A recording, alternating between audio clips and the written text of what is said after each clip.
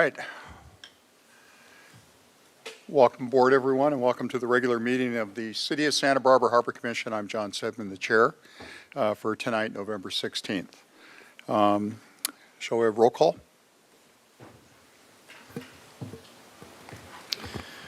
Yes.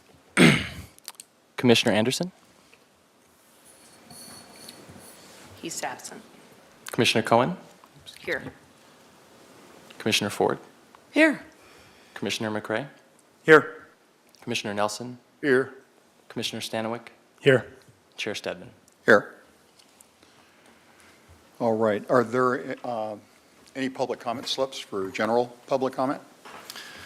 Yes, we do have one public comment slip, Maura Lundy.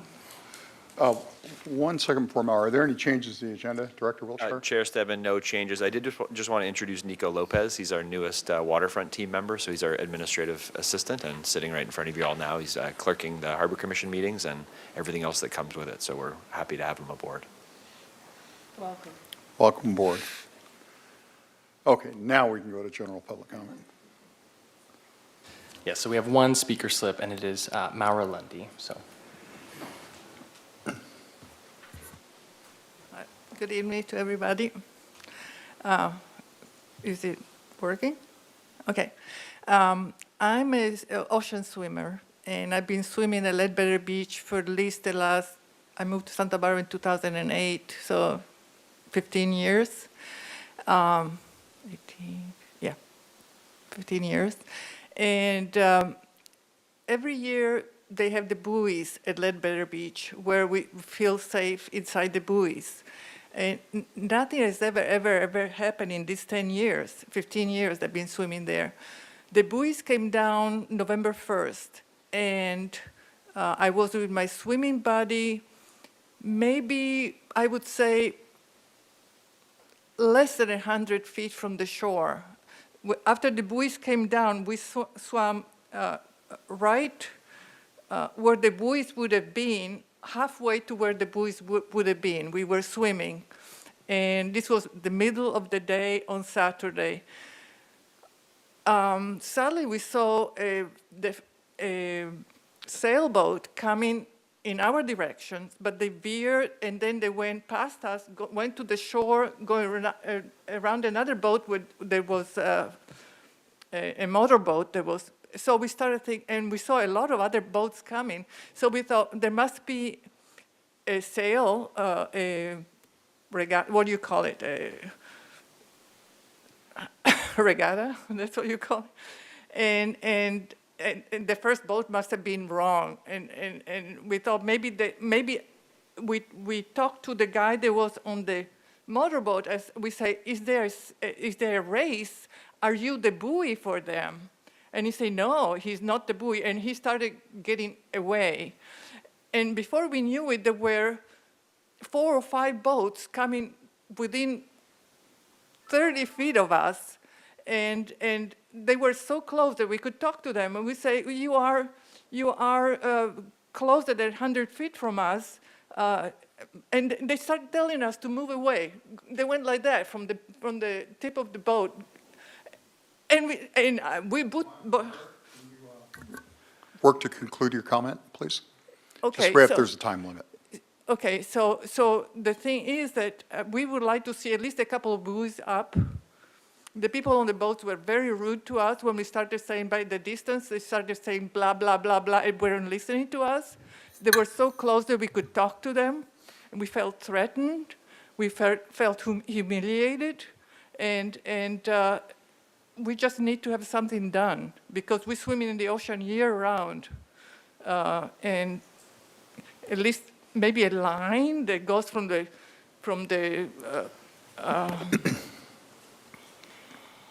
yacht club to the point of Ledbetter Beach, or a line with balloons or something because the balloons are there year-round. Thank you. Yeah. Okay. Thank you very much. Okay. So how do I know that something's going to be done? Well, you have several options. You can contact the waterfront department. You can contact the yacht club. So it's not the end of the road. Okay. Your public comment is in the record now. Okay, great. Thank you. Very well, Thanks thank very you. much. Chair Stedman, we did receive another speaker slip, Edward Cooper.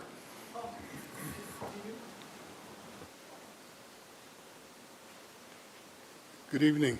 I was not necessarily planning to speak, but I did not feel that the information that was provided so far is going to have any kind of an impact. I don't think that there was real comprehension of the situation that's going on.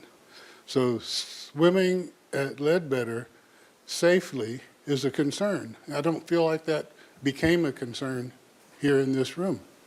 The buoys that separate swimming from boating have been removed. Who knows where the boats are allowed to go? Who knows where the swimmers are safe? And I don't feel like that information is being dealt with here in this room. So I just felt like, as I said, I wasn't planning to speak when I came in here. And thank you for listening. Thank you for speaking. There are no other speaker slips.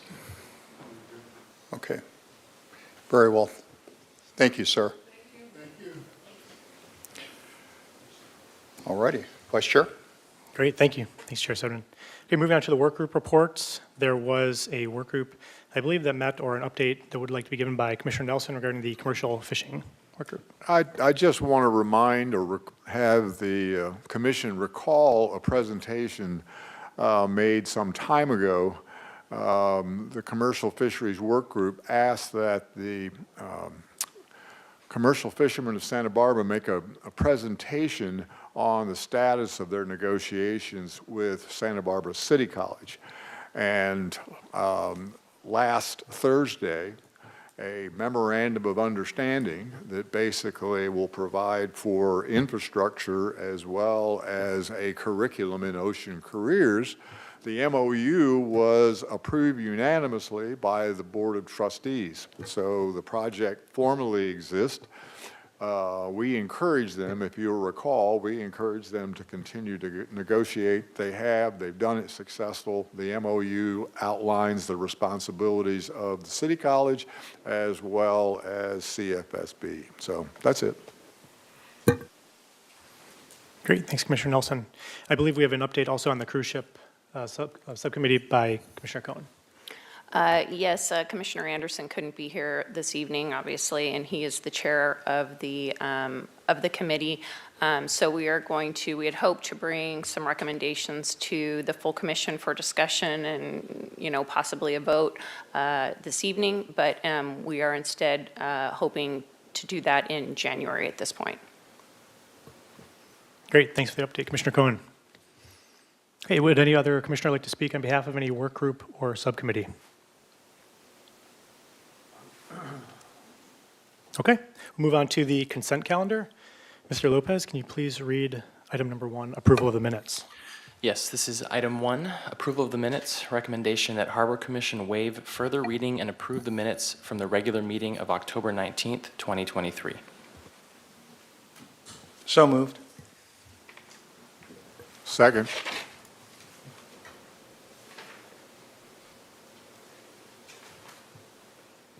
Okay, could we do a roll call vote, please? Yes, we have a motion by Commissioner McCray, seconded by Commissioner Nelson, to move the consent calendar forward as recommended. Commissioner Anderson is absent. Commissioner Cohen. Yes. Commissioner Ford. Aye.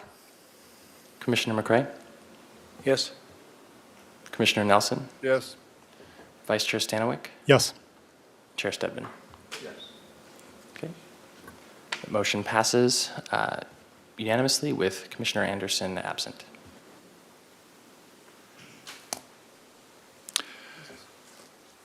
Okay, very well. Moving on to new business item number 2. Nico, can you read that recommendation, please? Absolutely. Item 2, appeal of denial of waiver of termination of slip permit 10020. Recommendation that Harbor Commission consider the appeal of the Waterfront Director's denial of the appellant's request for waiver of termination of slip permit 10020 in the Santa Barbara Harbor and uphold the Waterfront Director's denial of waiver of termination of slip permit 10020. And I do have, Chair Stedman, some materials to for this item to pass around. Very well. While those items are being passed out, I will give everyone a general idea of how we're going to proceed for this item, number 2. Each side, the city and the appellant, will receive 10 minutes to present their evidence in this matter. You can portion the 10 minutes any way you want, right? If you want to spend 6 minutes in the first round and save 4 minutes, that's completely up to you. After each side presents, the full commission will have an opportunity to ask questions. The appellant can return to the microphone if they feel they need to answer a question. And then we'll move to public comment if there are any, and then we will deliberate and find a motion. Are there any questions? Yes. I recall a year ago, and I think Commissioner McCray, Stedman, and I, we also had a termination appeal that we were asked to address, and we were assigned an attorney. Correct. And the Waterfront Department had an attorney, we had an attorney. Correct. Is this a different sort of proceeding than that which occurred before? Slightly, yes. Attorney Dumas, you want to address that? Sure, actually, Chair Stedman. In this case, I am not representing the department. I am representing the commission. So if the commission has any questions, they may ask me. I'm acting as a commission's advisory attorney tonight. I have no interest in this matter. The harbor is presenting on their own, so they don't need an attorney. If the other side wants to have an attorney, they can, but there's no requirement. They can appear themselves. Very well. Any other questions? All right, let's proceed. Representatives for the appellant?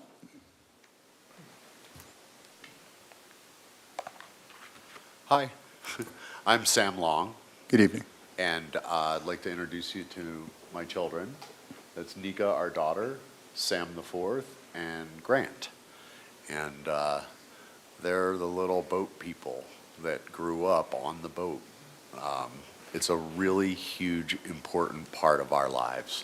And I just wanted to thank you for the opportunity to make a case, to come and speak with you. And secondly, I just want to apologize for causing this. It's definitely my fault. I'm responsible, and I apologize. I do believe that there were at least 2 extenuating circumstances that affected dramatically the time frame. But I really am asking for your help. This has just been crushing to us emotionally. And we really want to make things right. Our family's local, and we have a local business here in Santa Barbara. I graduated from Westmont, and my wife Heather, who is not here tonight because she's sick, she graduated from Cal Poly and moved here right after that. And strangely enough, it was 20 years ago this month that we purchased the slip and the boat. And then had children. And so one thing about the kids in the boat, literally growing up there from in diapers on, both of our sons have been actively involved with the Santa Barbara Youth Sailing Foundation for the past 6 years, and they both have sailed competitively in the junior varsity and varsity. And Sam the fourth graduated from Santa Barbara High School and is a freshman now at UCSB, and he's on the sailing team there. And it's really neat, the setup, because the sailing teams often compete against each other here, and it's a really great opportunity for the kids. Related to that, their friends, and their friends have used our boat for years and years as a meeting place to change into their sailing gear prior to racing and practicing, a place to get ready, because it's been a location that's convenient for not only us, but the other sailing parents and the kids themselves, because it's right near the SBYSF dock. So related to that also is our continued involvement in the sailing at SBYSF and UCSB. One of the things that we've done is we pledged the use of our boat for a coach boat with Ryan Eastwood for the upcoming UCSB sailing team regatta. And our goal was to provide volunteer assistance for the Gaucho Regatta, which is here in Santa Barbara, March 9th and 10th of 2024. Having coach boats is a big issue for the UCSB sailing team because of funding and availability. But again, I really want to apologize for causing all this difficulty. And I'd like to explain briefly the extenuating. First, Heather's the primary caregiver for her 83-year-old mother, and she suffered a stroke in November of 2022. It rendered her blind and not able to drive. So the first 6 months of Loretta's stroke, it had the most major impact on our entire family schedule, our time, our financial resources. We're completely devoted to taking care of Loretta since then. During the time immediately following her stroke is when we received the first letter from Harbor Patrol describing requirements for vessel operability. We began discussions with Channel Islands Marines in May of 2023 to start repairs. We also began discussions with Harbor Marine Works in June 2023. In July 2023, we encountered our first catch-22 with having the boat repairs performed, which was Harbor Marine Works said that the Harbor Patrol had to sign off on the boat prior to it going into the yard, and the boat had to be operable in order for them to take it in. And again, it was how could we perform the operability test for Harbor Patrol without the repairs that needed to be done while the boat was out of the water? The boat had to come out of the water for certain repairs to be done. It was during right that same time, the second extenuating circumstance is that during the time when we received the notice, June 2023 through August 2023, I was temporarily living in San Francisco to fix up and rent out our condominium, which is a major source of our income because it had gone vacant. And that's when I contacted Jeanette for the first time, our first phone call. I was in San Francisco. And so it was difficult to do the coordination, organization, and show people, show repairmen the boat and et cetera. Heather's taking care of her mom, and I'm in San Francisco. September 2023, I brought the Catch-22 situation to Jeanette's attention, and she offered to facilitate with Harbor Marine Works. However, because of Harbor Marine Works' schedule, they're unable to get us into the boatyard until approximately a week ago, but the impound had occurred and caused the schedule to sort of jolt to a halt because then Damon was like, I can't do anything. We just received the email billing from Harbor Patrol this afternoon at 4 p.m. Evidently, they didn't have my email, but it's the same one that's been on our slip for 20 years. We will pay that off tomorrow, at which time Harbor Marine Works would then be allowed to haul the boat out of the water to perform repairs, and they should be able to do that. We have both Channel Islands Marine and Harbor Marine Works scheduled to perform the haul out and necessary repairs, and we're just really asking and begging for your help by repealing the slip termination orders so that we can have the repairs performed and the boat returned to our slip. Thank you. Thank you, Sam. Waterfront? Yeah, good evening, Harbor Commissioners, members of the public. I'm Mike Wiltshire, Waterfront Director. I'll be presenting on the details of this termination from the city side. So I understand that we have equal time, so I'll keep this within the allotted 10 minutes. Next slide.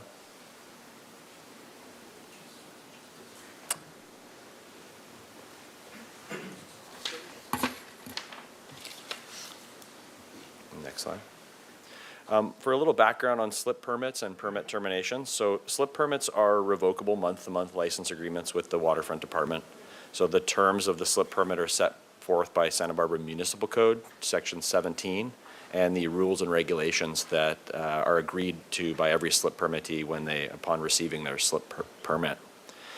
Slips can be terminated for violating terms of municipal code or for violating terms of the slip permit rules and regulations. And slip termination is really our only tool. So this is the main form of recourse and enforcement against misuse or violations of municipal code and rules and regulations. Staff at the waterfront is continuously enforcing municipal code and rules and regulations to ensure the proper use of the harbor. And with respect to slip terminations, a huge amount of staff work and time and administrative work goes into this process. And a reminder that ultimately Harbor Commission plays a very important role in upholding and enforcing our municipal code, especially in this case where they act as a final appeal board for slip terminations. Next slide. The recommendation in front of the Harbor Commission today is essentially to uphold the slip termination as presented by staff of slip permit 1020. I'll outline the timeline and reasoning behind this termination in the next few slides. Next slide. A little bit of background. So as you heard, slip permittees are Sam Long and Heather Gray. They were assigned the slip permit 1020, which is a 40-foot slip in 2005. Vessel Laquide has been the sole vessel occupying the slip and last proved operability in 2005. Looking in the slip file, so in 2012, the Waterfront Department received a citizen complaint regarding the vessel in the slip. And quoted from the slip file, Laquide has not been washed in years. Mold leaching has become so thick it seems like a health hazard. Black mold spread to nearby vessel, making cleanup expensive and difficult. In April 2023, Harbor Patrol identified significant bottom growth and propeller growth while conducting foot patrols and reported this to the office. So as such, as per our standard procedures, that's what triggered a 15-day notice to prove operability. That was issued in April 2023. This current slip termination stems from the vessel Laquide failing to prove operability despite many avenues to do so over the last 6 months. Next slide. I won't read all of this, but this is our municipal code operability requirement. So again, the city and waterfront take vessel operability very seriously. It's baked into the fabric of our harbor. It's key and enforced component within our harbor, and it has been effective at minimizing issues that were present and rampant in the past with derelict boats, inactive vessels throughout the harbor. So this is really a fundamental requirement that needs to be enforced, and that's part of our job as waterfront staff. One of the key components of this requirement is for continuous operability. So this is really not a one-time fix or slapping an outboard on. This is the anticipation and expectation that vessels in the harbor be continuously operable so that they're maintained in a seaworthy condition. And it should be noted that this requirement extends to our mooring field and anchorage as well. Next slide. So the overall importance of operability, so it's really key and fundamental to maintaining a harbor that promotes active and robust boating usage. This is not a punitive process. Inoperable vessels are given ample time, warning, avenues to remedy the situation. At any given time, Jeanette Przinski is working with dozens of vessels that are in violation of municipal code. A number of those are operable due to operability clause. So it's very common for these 15-day notices to prove operability go out. It's an ongoing cycle. 99% of the time, the owners are responsive and remedy the issue in a timely manner. Case in point, we don't get to the point of termination that often. So staff really takes ample time to work with slip permittees to remedy issues and violations. Once it gets to this point, we really need to consider the precedents that's set if operability is not enforced. So all of these dozens of vessel owners who are working so hard to comply and be in line with our municipal code. If we do get to this process and are unable to enforce operability or unwilling to enforce operability, it really kind of removes that incentive for them to comply with municipal code. And again, a reminder that by the time it reaches Harbor Commission at this level, this is really not a second chance. This is kind of a 7th or 8th chance. So it's really the time horizon that should be looked at here. It's, we've issued 6 or 7 letters by this point, and so it's really a long time horizon. And again, our enforcement process is very permissive with many avenues to remedy, and so Jeanette and our staff kind of go above and beyond to work with them. Next slide. A quick timeline of events. So on April 17th, Harbor Patrol identified the vessels inoperable and issued a 15-day notice. On May 22nd, 1 month later, issued a second 15-day notice. On September 7th, so after 3 months later, issued a 30-day notice of intent to terminate the slip. On October 9th, 1 month later, issued a letter of termination effective October 7th. So a termination occurred roughly 6 months after the initial contact, with really no credible action towards remedying the situation. Next slide. October 19th, a slip permittee has 10 days to appeal to myself, the waterfront director. We received that appeal within a timely manner. On October 23rd, I issued my denial of that appeal. Or on October 23rd, I met with slip permittee Heather Gray in person. During this meeting, Ms. Gray did indicate that they have not used the vessel liquid outside the slip in roughly 20 years, that it's mainly used for an office and parties and a gathering space. So this is roughly the entire duration of their time with the slip permit. On October 25th, I issued a denial of the slip permit appeal, and slip permittee filed an appeal with Harbor Commission, and that brings us today to November 16th. Next slide. So in conclusion, the vessel liquid was identified as inoperable in April 23. There's really no way to know how long prior to that the vessel was inoperable, but this was due to a Harbor Patrol foot patrol. This is common practice for Harbor Patrol to look for inoperable boats within the harbor. The appellant's been generally responsive, but have put in limited effort, taken very little initiative, and in some cases has been less than forthcoming with the waterfront on their plans and progress to remedy the situation. So again, staff is regularly dealing with these situations with inoperable vessels. So Jeanette and her staff have a stack of files going through this process at any given time.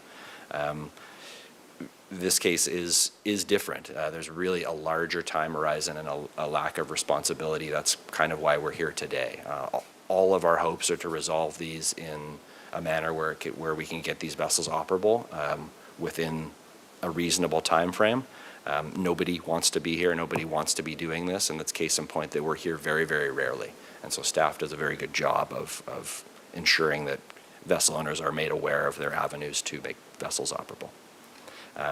And I'll end by saying that we really just need to consider the precedents. So this is what this process looks like. We talk about operability and derelict boats and how vessels move through the harbor.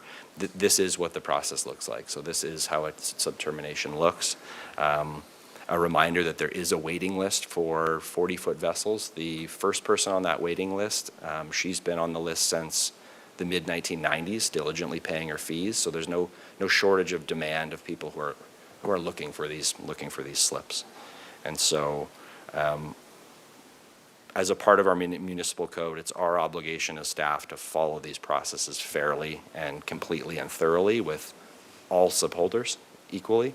And so I'll pass it back to the commission with that. Thank you, Director Wiltshire.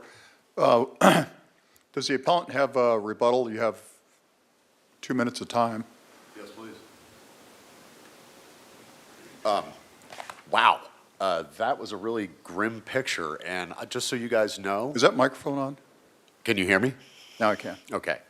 That was a really grim picture, and I really just want to let you know, our boat is a 1999 Azimut. It's an Italian motor yacht.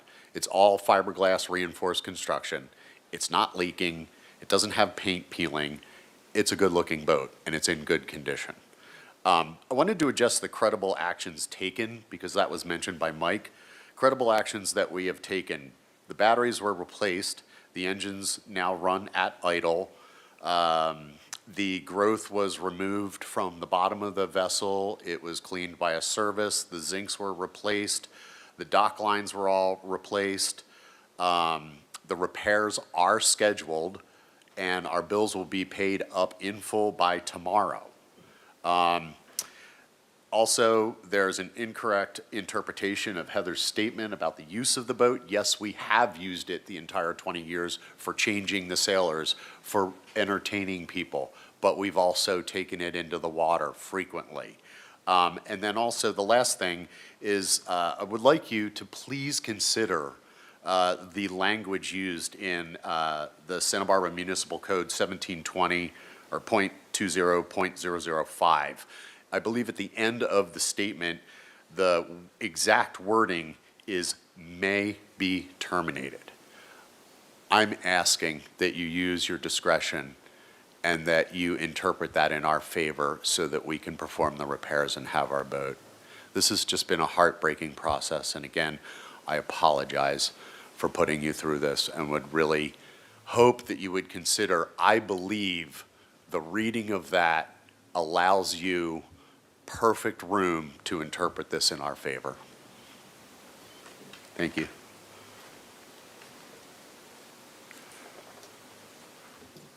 All right, we'll open it up to our commission for questions.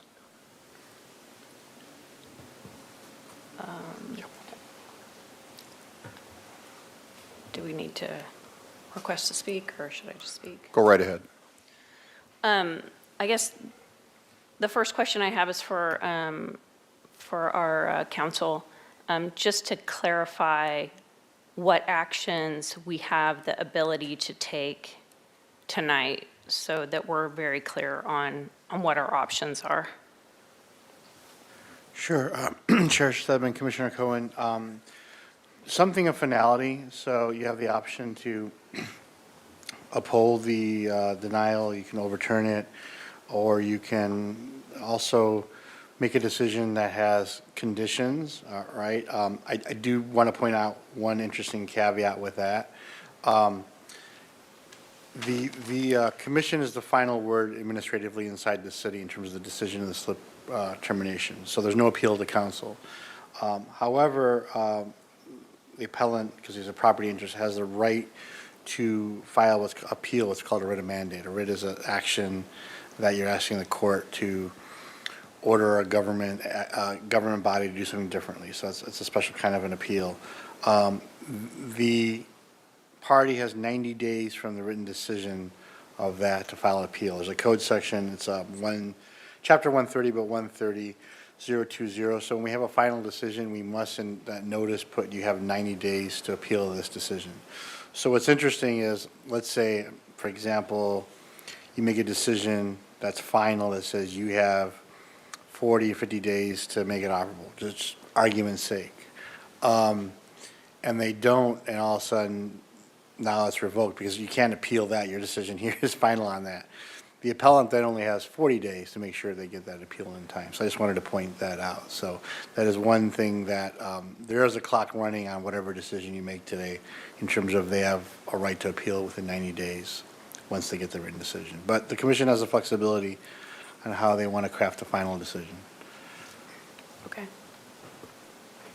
Go ahead, Kate. Commissioner Ford? Could I just follow up on that for a sec? What if there is no motion made? There's no action taken by the commission? There has to be a motion, right? There has to be. It's an appeal. There has to be an action, Commissioner Ford, there has to be an action taken. It's like if you take a matter before a judge and judge like, it's part of the due process. There has to be an action taken. Okay.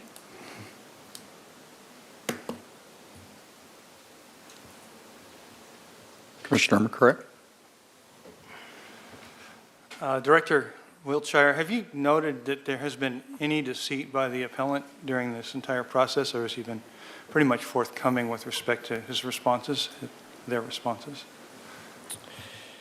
Commissioner McCray, Chair Stedman, going through the email logs and contacts with our administrative staff,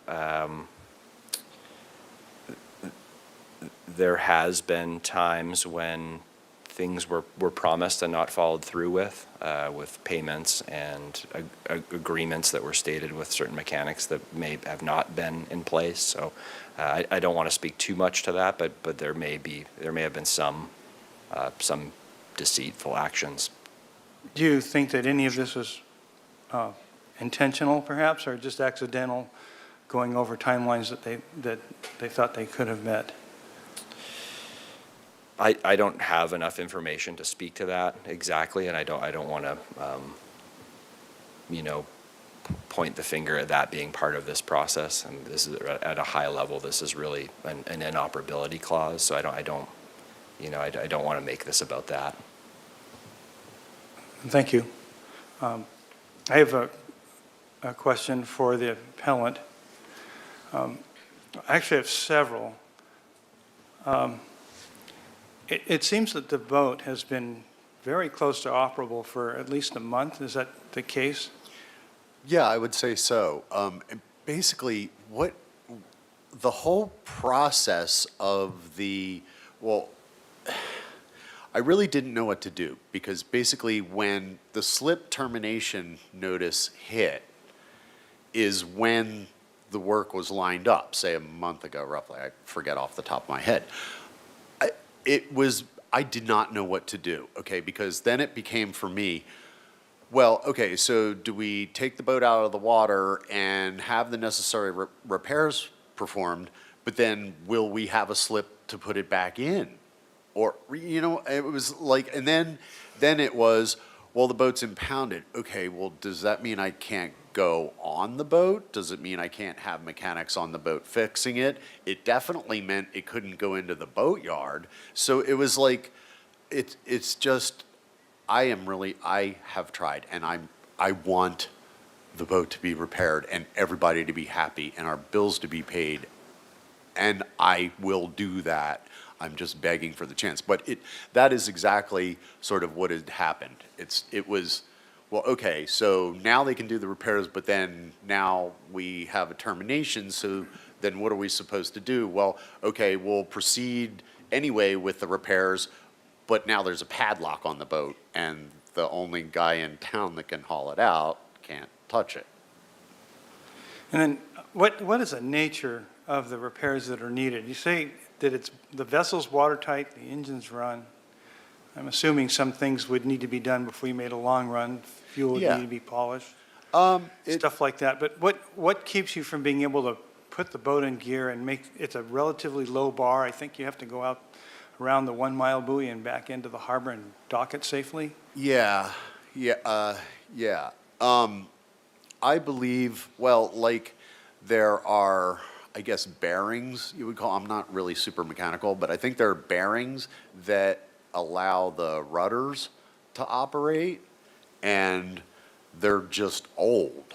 And then inside the boat, so the propeller's on the outside, then there's a shaft that goes into the boat, and then between the engine and the shaft is something called a prop shaft seal. There's two of them because there's two engines. Well, those have a life expectancy of a certain amount of years, and these are past it. So even though it's not leaking, because it would leak inside the boat and you would see it and all that. I mean, you can look, I can send you pictures, it's dry. But you wouldn't want to operate the boat without them being replaced because it risks. It's risk, and it's not safe. So there are not very many repairs that need to be done when the boat's out of the water. So I have to admit, I am super familiar with all those mechanics that you just described. Oh. And what you're telling us the vessel needs, I have done in the water by myself in an afternoon, and I was just wondering. Can you do a cutlass bearing also in the water? You can't do the cutlass bearing, but you probably could get around the buoy with one that was bad. See, I have no idea, and I certainly couldn't perform the repairs on my own. I really am not mechanical. I'm basing on what 2 boatyards told me would be required. Okay, I- that's I- kind of what I wanted to find out. Yeah, Thank you very much. sure, thanks. Do you have more questions? Any other questions from the commission? Vice Chair? Oh, yeah, I have a question for the slip holder. On our packet, it says that there was work for Channel Island Marine scheduled for November 9th. Today's the 16th. Was that work completed? Again, it was that, what do I do? Because I have an email like, hey, our slot's open now, because I'd contacted them, I don't know, 2-3 months ago, at least. I mean, that's the nature of lining this up. You know, the boatyard's a couple of months. The mechanics are like at least 3 or more months to get lined up. But no, it wasn't performed, and I re-emailed them like, hey, I'm going to find out at the meeting what's going on. can we do them, if we have a favorable decision, can we do them? And they're willing and can do them. But again, it was one of those, wait, now the boat's impound, like, I literally was like, are we even allowed to go on the boat? Like, I just had no idea. Okay, thank you. Commissioner Cohen? Director Wilshire, I have a couple questions for you. Do you know what it would cost for the family to replace the slip if they were to lose it? Commissioner Cohen, are you talking about the private market value of the slip? I wouldn't know offhand. We're not privy to the private-to-private transactions or where that market is at. From anyone who could tell me what the cost would be to replace it so that the family, if they were to lose this, we need to understand. The private market right now, especially where our slip is very prime in the entire marina because of its specific location. The going rate is about $300,000.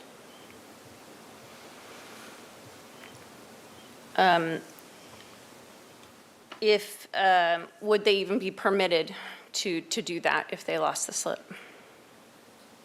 Commissioner Cohen, as of October 9th, the slip was terminated, so it's no longer theirs. This is an appeal process. Depending on how this appeal goes or how the Harbor Commission weighs in on it, the slip would either revert back to the city's wait list and go to the next person on the wait list. My understanding was that if someone loses their slip or if they're removed from the harbor, that they're actually not allowed to come back into the harbor. Is that not accurate? So apparently they have 1 year. That they would have to be completely removed from the harbor? Sounds like a lot. I'm just wondering if at any time the staff consulted with the liaison to City Council on any of the decisions. On the decision, I'm going to call Jeanette Brzezinski just to talk a little bit about our process of how we process slip inoperability of slips. And so it's an ongoing iterative process. Like I said, at any given time, there's a dozen or so of these going on where we work with our local mechanics, we work with the slip holders, we work with everybody involved. I know the 15-day notice sounds like a short period of time. We are very permissive within that window. So we were really looking for people to show credible action towards getting the vessel repaired. And so if this means a work order with one of our local mechanics, if it means a work order down in Ventura, any timeline, if that's 1 month, 2 months, 3 months, something credible that shows, yes, this work's going to be done, there's a deposit been paid. So we're constantly working through these. So it's not really something that you would be providing regular updates to because it's essentially occurring all the time. Well, I'm just wondering if it seems like it's a pretty significant decision and pretty impactful. And so I'm just wondering, and you're right, we don't see very many of these. So I'm just wondering, who was involved in that decision-making? Yeah, there's a fairly defined process there, so we want to make sure to honor that process. It's handled at the staff level administratively. I'm even kept removed because I am a level in the appeal process. So when that appeal comes to me is typically the first time that I've heard that it is reaching a termination level, and so I'll review all of staff's work, make sure that everything was done correctly, and weigh in on my portion of the appeal, and then it goes to Harbor Commission. So we really don't want to combine those layers throughout the process because then you lose the credibility of having a reasonable appeal body. Absolutely. So when it came to your desk, you did deny the appeal. Is did. there an action that you felt that, what action would they have had to have taken at that time for you to give them the appeal?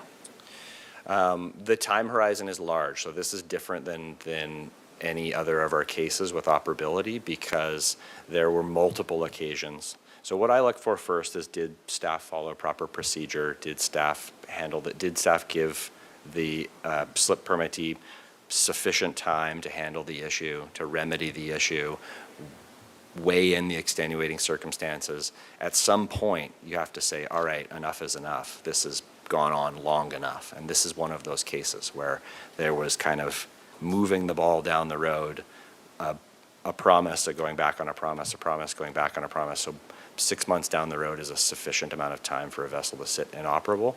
And I saw no issues with the way that staff handled the operability messaging to the slip permittee. So you didn't feel that there was anything that they could have really done at that point besides maybe providing more information on the repairs?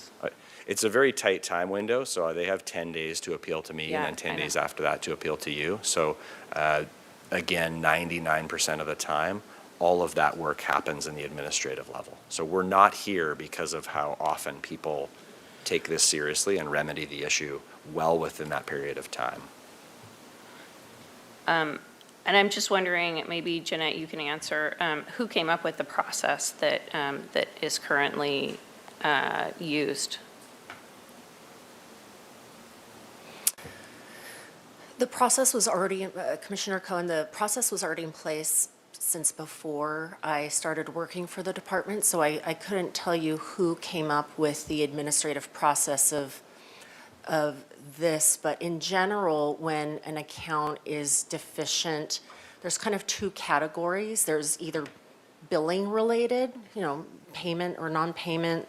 Those terms are specific to billing type terms. Sure. For everything else, I have a 3-letter process, essentially. The first letter is the official notice with, information on what is being violated, some information on what can be done to cure it, and then the third paragraph typically talks about timelines.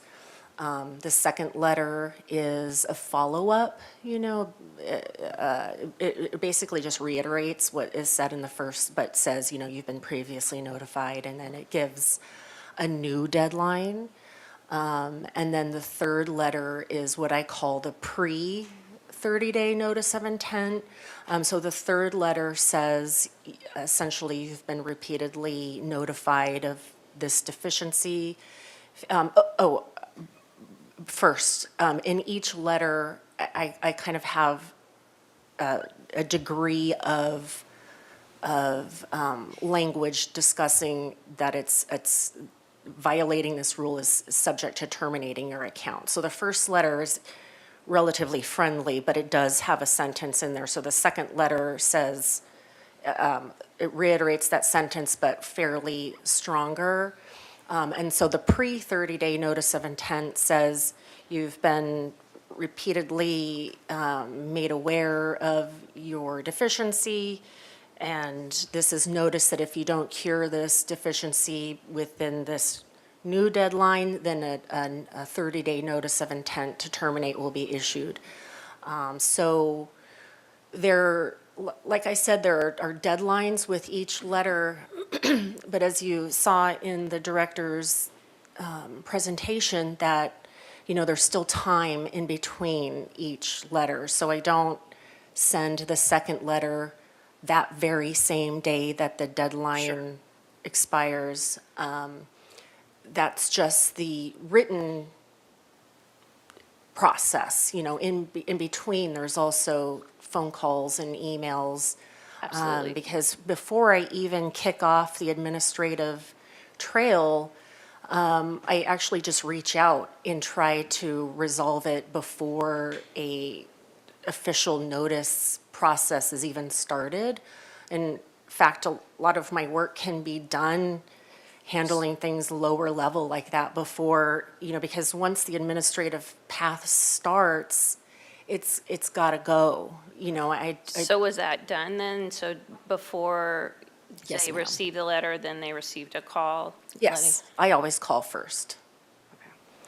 And they were emailed at that point or later?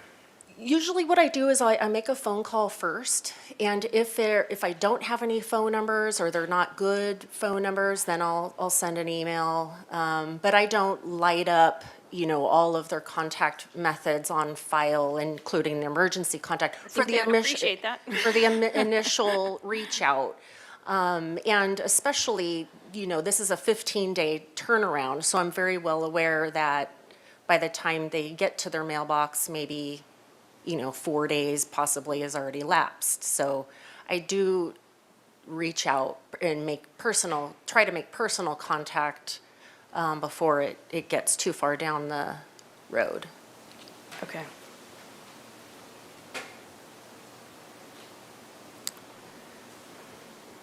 I'm wondering if there has ever been a slip that you have had.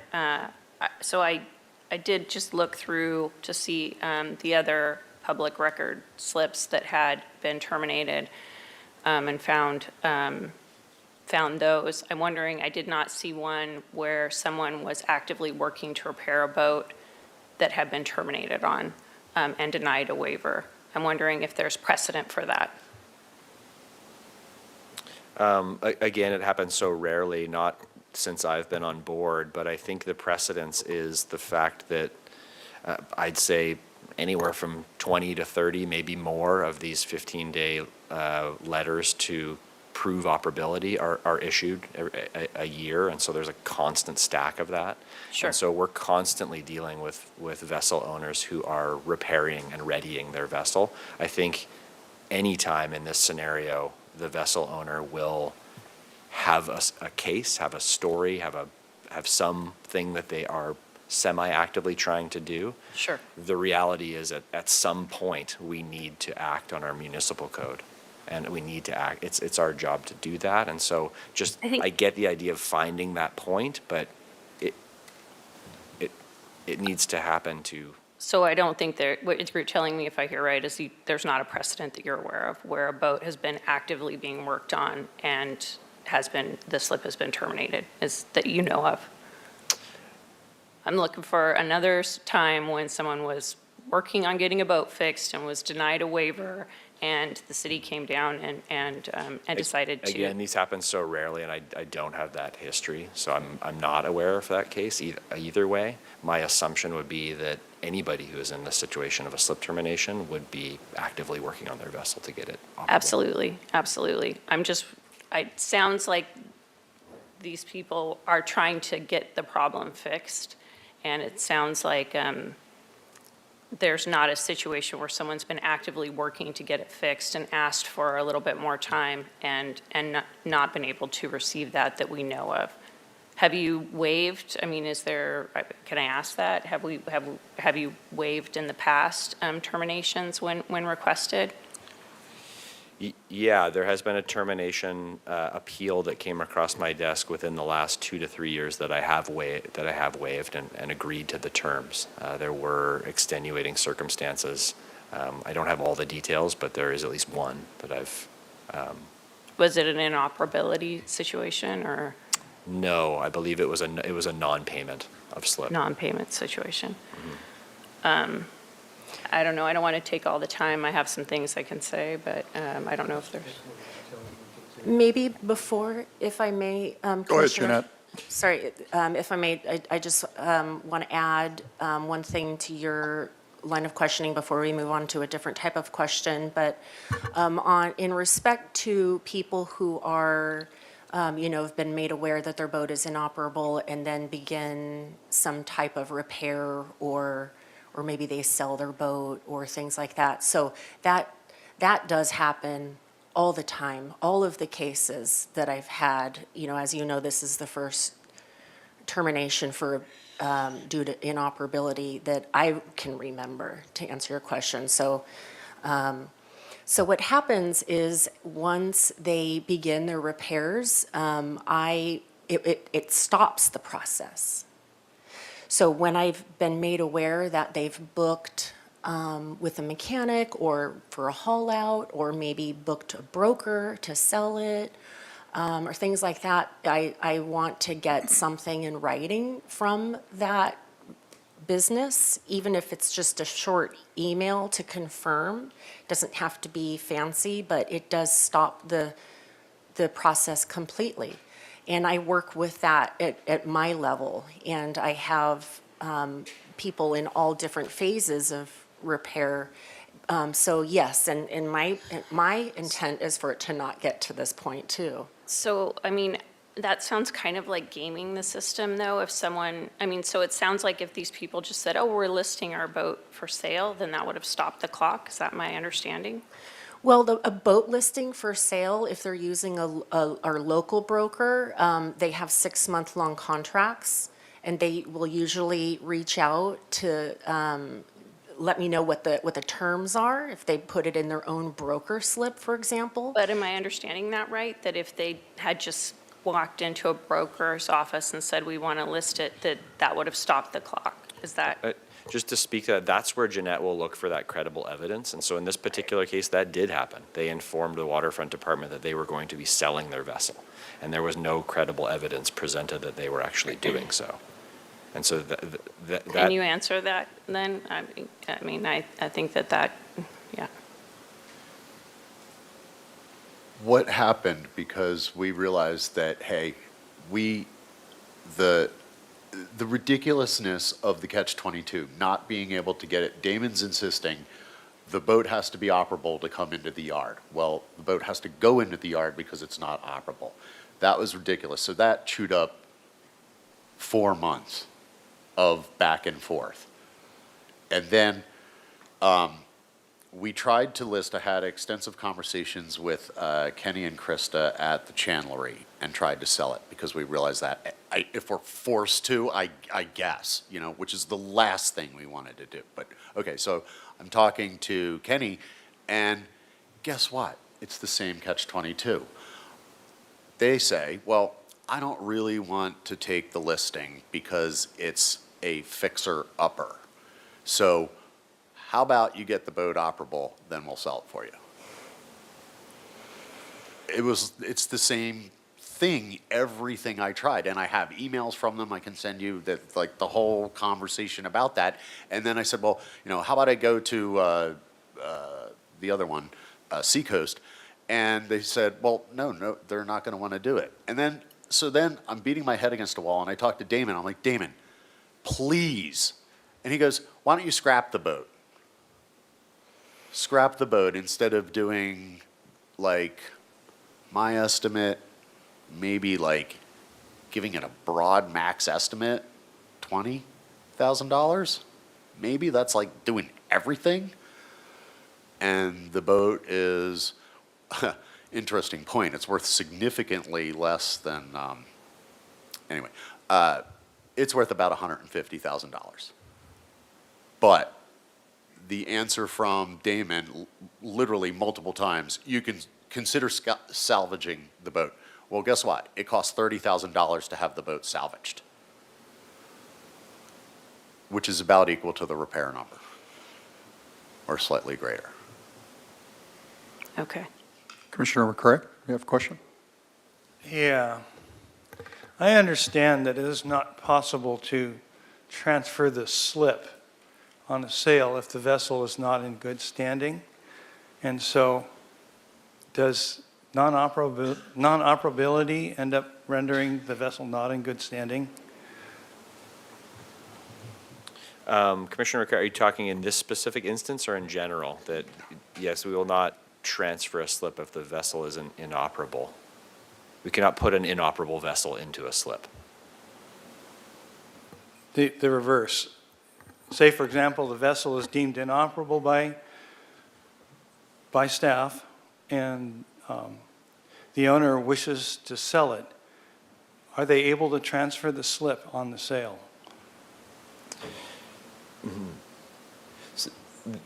Yeah, the way I understand it, and Jeanette can hop in, is that is a common way of handling inoperability. People will either replace it with a new vessel or decide to divest of the slip and the vessel itself. They need a plan for that vessel, or there's a period of time for the new slip permittee to bring a new vessel into the slip. But that vessel cannot remain in the transferred slip as inoperable. So they can either haul it, move it, sell it, all these things that people can decide to do with their private property, but the vessel cannot remain in the slip. But they can transfer it as long as the new owner is either bringing a new vessel in or getting that vessel operable. Commissioner Nelson? Oh, I was flipping back between the multiple notices that we provided the slip holder and the letter we received tonight, and I may have missed an explanation of why, when they were trying to get it repaired in July, they were unable to because Harbor Patrol said it had to be operable to basically get it repaired. I just need clarification on the circumstance which basically prevented the slip holder from, given the fact that Harbor Patrol and everybody knew that this was a delinquent situation here, why we would have said, great, get it out and do it. But I must have missed the explanation for that. Yeah, no, from the waterfront's point of view, inoperable boats are hauled out and repaired all the time. That is a common practice. That is how the situation is remedied.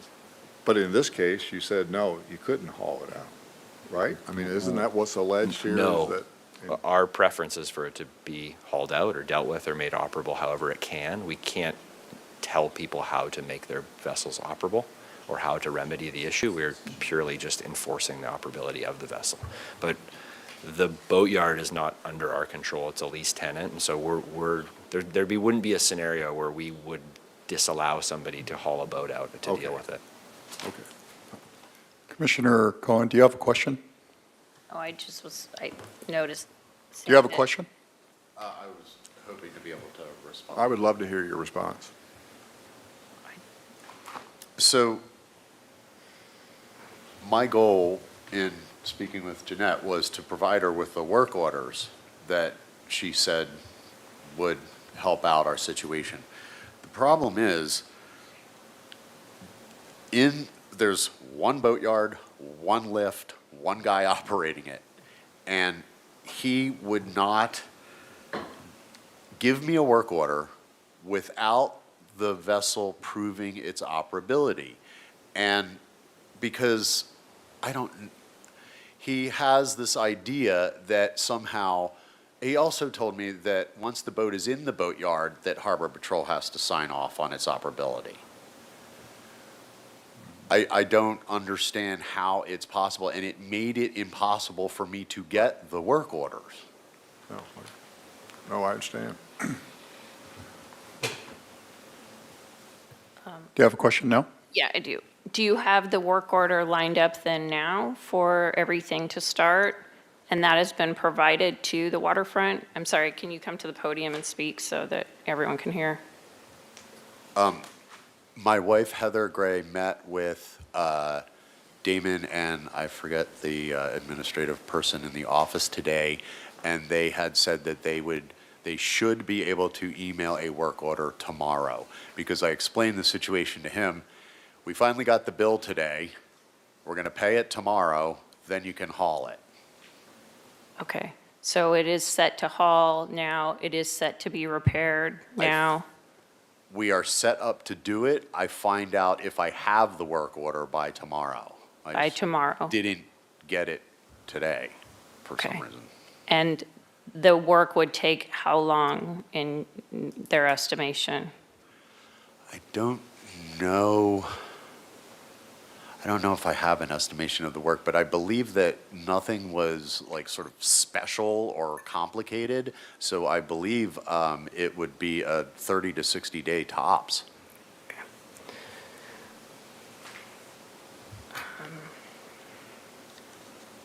And perhaps less. I mean, again, I don't know all the mechanics of what to do. Okay. Thank you, Sam. Any other questions?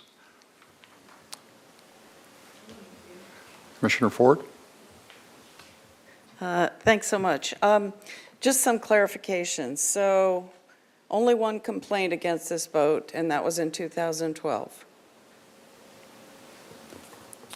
That was one of the complaint that was in the slip file when I was going through it. Okay. Correct. And in the last number of years, it could be quite a few, no slips have been revoked for being inoperable? Not since I've been on board with the waterfront.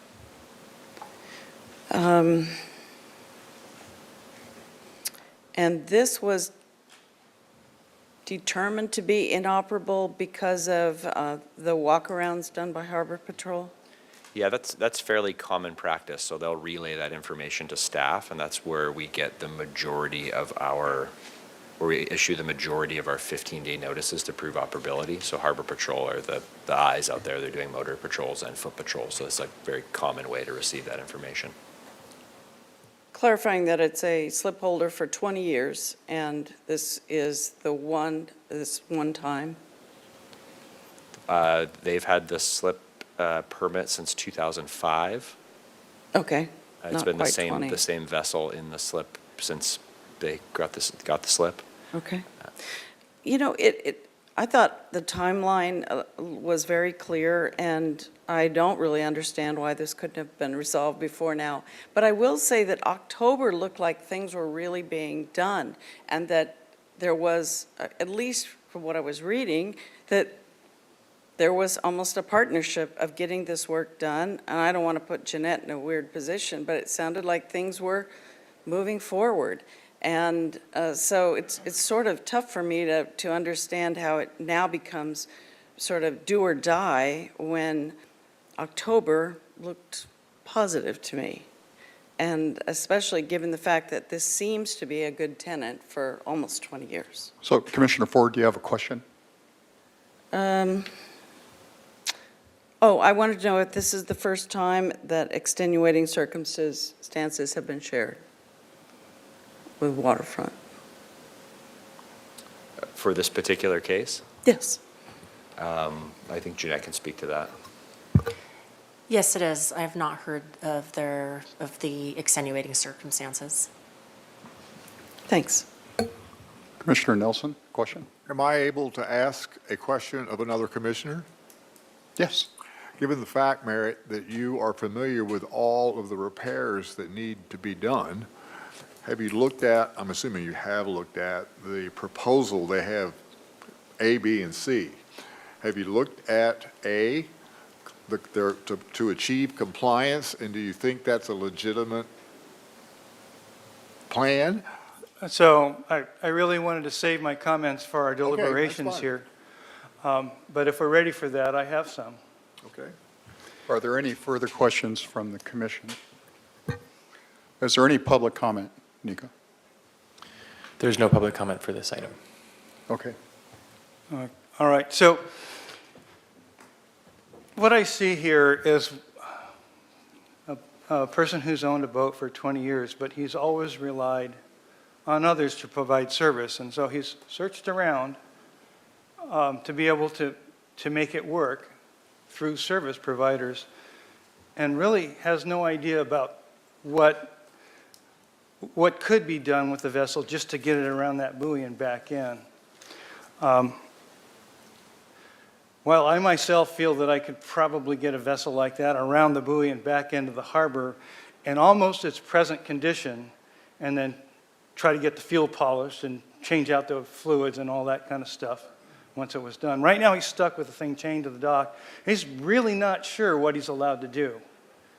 I'm sure there's some trepidation that once he removes it from the slip, bam, it's gone. Myself, I'm inclined to give him some period of time to do those things that he expects to be able to do, and it would be such that he would still be able to retain some time to file an appeal should it not go his direction, so he doesn't get caught in yet a further catch-22. I don't sense that he has tried to deceive staff. I do sense that staff has done what they're supposed to do and done the work that they're supposed to do and done their job and has gotten us here, and they've done so. They've done a good job at doing this, but it is our job to go ahead and make a decision as to what's possible moving forward. One of the things that I sense is that there's a potential that there's not the financial resources to keep this boat slip thing going, especially if there's a lot of capital outlay. So I would hate there to be a catch-22 where the appellant is stuck, not being able to sell the vessel and transfer the slip because he's not in good standing, even after he gets the boat running and around that buoy and back in the harbor. So those are the things I hope we can fix here. Thank you. Can I ask a question of Merritt as well? Yes.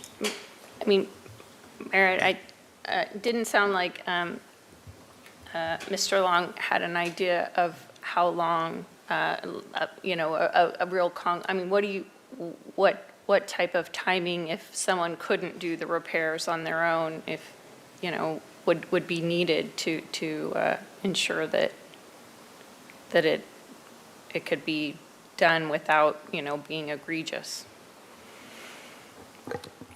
I think that if he were to use his resources efficiently and get as much stuff done as he can during the haul-out period, rather than to haul out, get stuff done, and then drop in the water, prove operability, and then haul right back out again to finish it up, it'd probably take 2 weeks where the boat was actually being worked on. If it's standard marine shaft packings and so forth, and you can actually get down to those shafts, just to get it around the buoy for an experienced mariner, they could probably put in a couple rings of flax packing on everything and brave the leaking water as they pulled out the packing nuts and so forth, and put that stuff back in there and get that thing around the buoy in about 2 days. You know, maybe an afternoon, maybe a second day because of running parts. But in this situation, I think that giving him a month, it'd give him 2 weeks to actually get somebody on the boat that's a professional to do the work, and then 2 weeks to actually do that work, maybe get a coat of bottom paint, push out the cutlass bearings on the shafts, rudder shafts and prop shafts, pull out all the packing on everything because it probably all needs to come out. Maybe take a look at what condition that metal is in. If he's had some kind of problem with the bonding system, he might even need to have the packing nuts and the whole assembly replaced, which might take some search. But it's a standard boat, it's an azimuth. Hopefully he can find that somewhere in the U.S. So my sense is that he'll need about a month. Yeah. And Mr. Toymas, I'm sorry, you had said that it would if it was only a month, then they would have no opportunity. The timeline, I'm sorry. Sure, no problem. Chair Stedman, Commissioner Cohen. So the appellant, after this final decision, a written decision, has 90 days to file an appeal to court. So, and that's a final decision. So if the final decision is something to the effect of they have 30 days to show operability, they don't, let's say day 31 is still not operable, they don't get to come back here and have another appeal because your order stays. You have 30 days. What I'm saying is then they would really, they're instead of having the 90 full days to file an appeal, now it's down to 60 or whatever he decides. So, but that's on them. And so for not you to worry about it, you know, your decision just needs to be clear and final. I see. Thank you. I appreciate that. Any other questions? Deliberative questions among the commissioners? Yes. What is, I mean, John, do we, if, for example, we wanted to provide 30 days, do we uphold the termination, but provide a 30-day window before that termination takes effect? Or do we have to basically deny the appeal? See, you can craft your motion, your decision how you want it, and final decision. So it could be something, you have 30 days from, what's today, November 16th, to show operability to the waterfront, harbor, you know, whoever you want, waterfront director. If not, the termination shall be upheld, right? Something as simple as that. Thank you. That's my question. Can I ask another question? It sounds like there has been some outstanding bills and things like that. As far as addressing, or not outstanding, I'm sorry, you received them, but the waterfront hasn't received them yet. Can that be wrapped in to any of our deliberation, or is that not something that we can be actionable on? Commissioner Cohen, that would be something, the issue before you is just the operability issue, not denying or approving it or showing something as to operability. I think the other issues go complicate and go outside what's at appeal here. Thank you, I appreciate that. My understanding, Mr. Wilshire, or Director Wilshire, is that there is no penalty in this, or I don't know if Jeanette, or there's no, when someone doesn't have their operability within 15 days, they don't receive any penalty. That is just work that is absorbed by the waterfront. Is that my understanding? Or let me ask them and. Yeah, no, Commissioner Cohen, there's no financial penalty or any penalty for receiving a 15-day notice of operability. That's just a notice to come into compliance. And so Okay.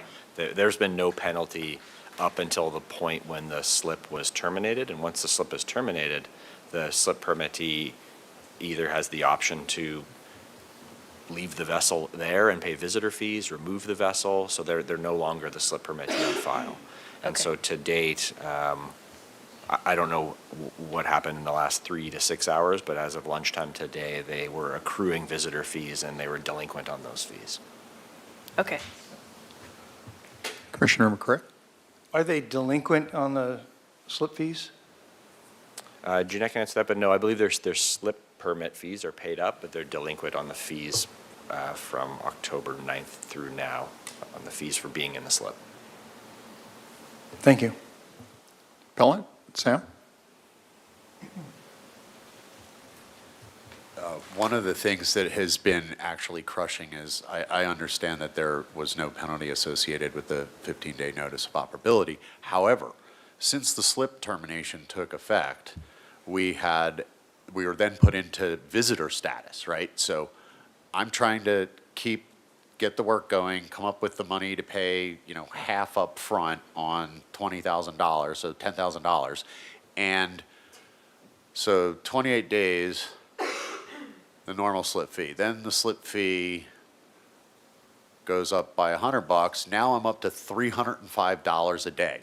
So the bill I just received today at 4 p.m. was $4,450 roughly. So I feel like it's a huge financial penalty because that's money that could have been used to repair the boat even while I was paying my slip fees and dues. And so it's making it crushingly difficult. Okay, thank you. Thank you. More questions? No, I will just say that I agree with Merritt that, and I don't know, that I feel like some amount of time that is appropriate, and I'll just leave that there. A question to the waterfront.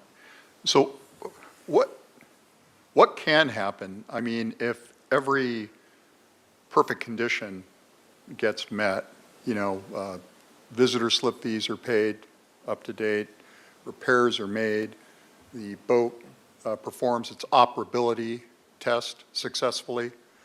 If those conditions are all met, is it possible for the appellant to return to 10-020?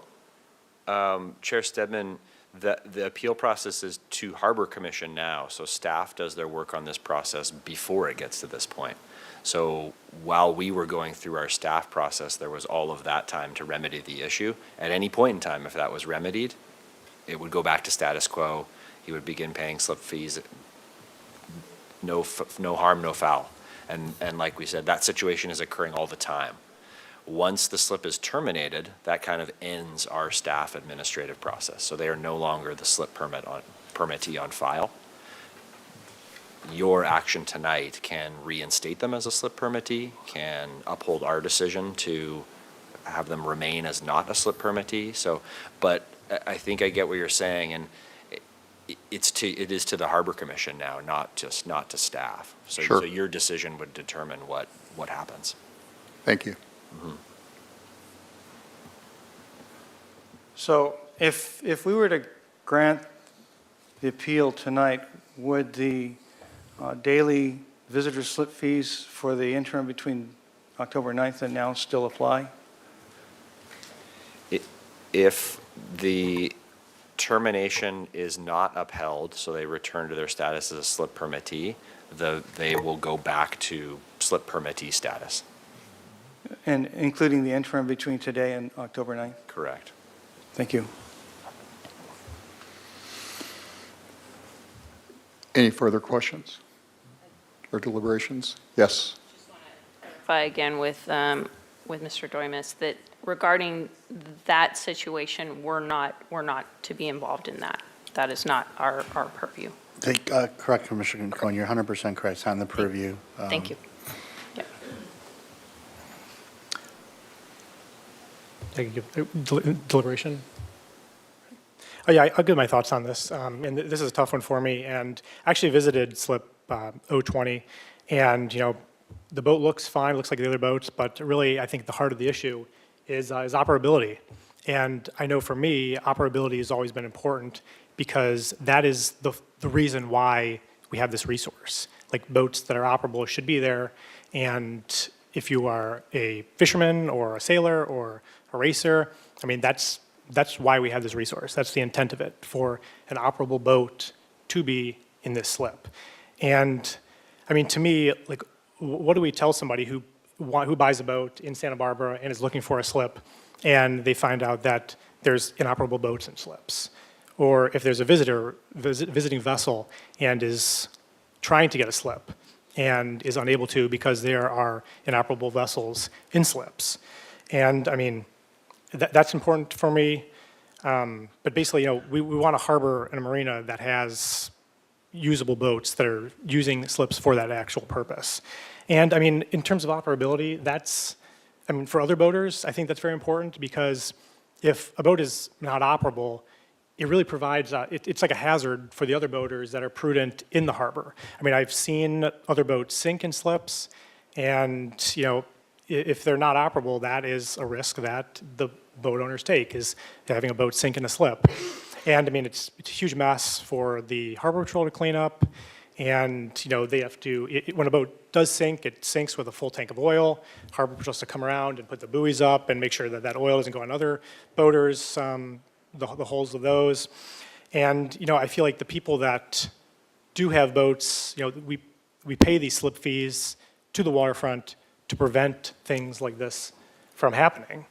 And, I understand the opposition here, because, timing is definitely an issue. And I've used Damon before. I've been a client of them several times. I've used Channel Islands Marine Service, Lily, Pat, and Greg, I know. And I mean, it does take time, but I mean, I've never had a problem getting the services done in less than a month. And that's on numerous occasions. I feel like the intent of the waterfront here was not to terminate to begin with. It was just simply to provide operability. And I feel that if we spend another 30 days, 60 days, 6 months, I feel like we're still going to pretty much be at the same position here. Because it just seems like there was tons of time to get these problems fixed. And it just seems like that by the time that any of these actions were taken, that the slip was already terminated. And so I feel like, if slip termination does happen, which is unfortunate, the slip is gone, but the boat still remains. And the boat, you can anchor the boat, you can bring the boat into a visitor slip, you take the boat to Ventura or Oxnard. There's still many options there. But I feel that the Harbor Commission tonight is really we're being asked to grant an exception here.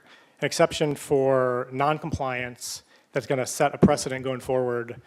And for me, it's like this was an issue that really hasn't been, any action has been taken until recently. And it's hard for me to not side with the waterfront here. Thanks, Commissioner Stanwyck. Any other commentary? Well, we need to determine a finding.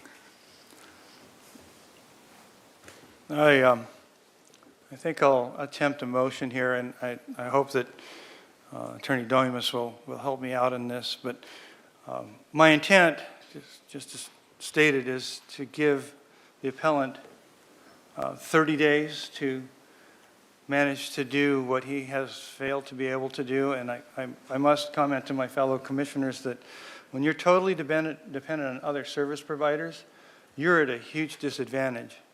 The types of repairs that I was speaking of, where I would go down there and kind of get the thing so that it will run enough to qualify and then get the boat the heck out of the water and fix it right, you cannot get a service provider to do for you because they don't want to be sued for the fact that you just kind of cobbled this thing together. They want their job to be done right, and it cannot be done right in the water. It can only be done well enough to get around that buoy. So it's the kind of thing that a boat owner can do if they're savvy enough to pull it off. But if you're totally dependent on service providers, you're pretty much ruined.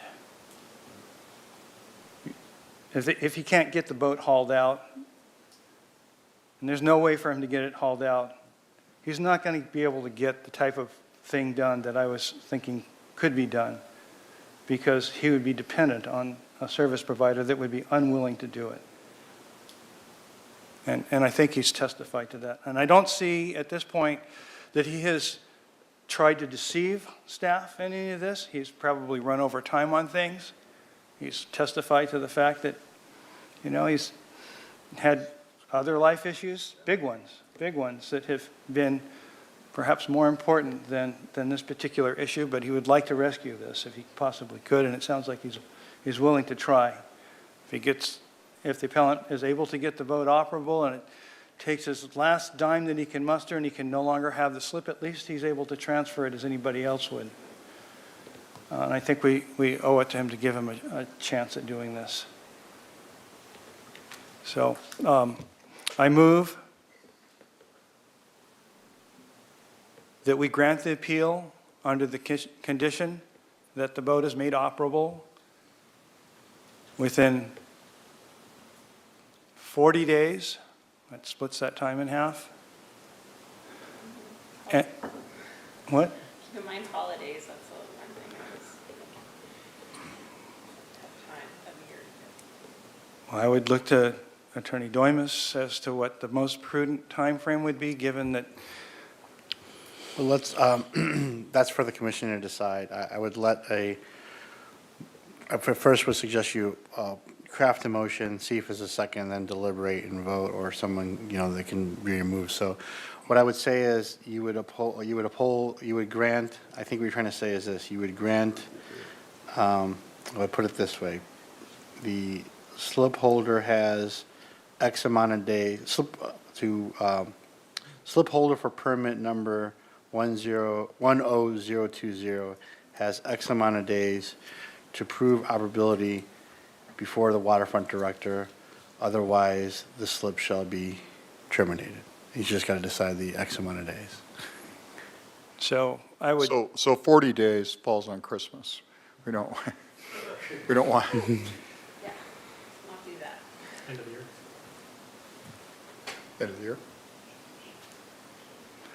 If that's what I'll get support for? Yes. Having been a Thank you. boat owner who couldn't take care of my own boat, it's sort of a similar situation. I would like to request that we consider just a little bit longer time. It is very hard to get services these days. I have friends that are in Ventura are just struggling to get any kind of repairs done. So I'd just like to consider longer, maybe 45 or 60 days, if you're interested in modifying your motion. As Attorney Doimus worded, with the time period being 60 days, and that the appellant be permitted to remove the boat from the slip and during that time. I don't know if I have to say that. I think it probably goes, I think that's the policy, but I want to make sure that that's what actually happens, that they'll be able to remove the boat from the slip and get it hauled out without fear that they'll lose the slip. A question, Commissioner McRae? Yes, do I need to add anything to my motion to assure that that would be the case? No, again, your guys' decision here is final, and so we will not prohibit somebody from removing a vessel from the slip, but we are not the entity that hauls boats out of slips. So I can't make a promise on the behalf of the waterfront department on how they're going to manage getting their boat operable again. That is their requirement. I understand. So 60 days then? And then language that the termination is not upheld, right? He's, Okay. under the condition that it would be upheld in 60 days, should that work not be done and operability proved? That's exactly the language. Thank you. Right. And So I'm looking for a second. Second. Any discussion? any discussion? Yeah, I just wanted to define, operability, I'm looking at here, vessel's ability to maneuver safely under zone power from the harbor district to the open waters. Would there be, I feel like there needs to be like a set date of this operability test. And if that date comes and the boat doesn't leave the slip, then that's it. I feel like if we're going to grant this leniency, there needs to be some kind of, action at the end of this. Thoughts? I think that's a fair ask. That's a fair compromise. So what is the date in 60 days?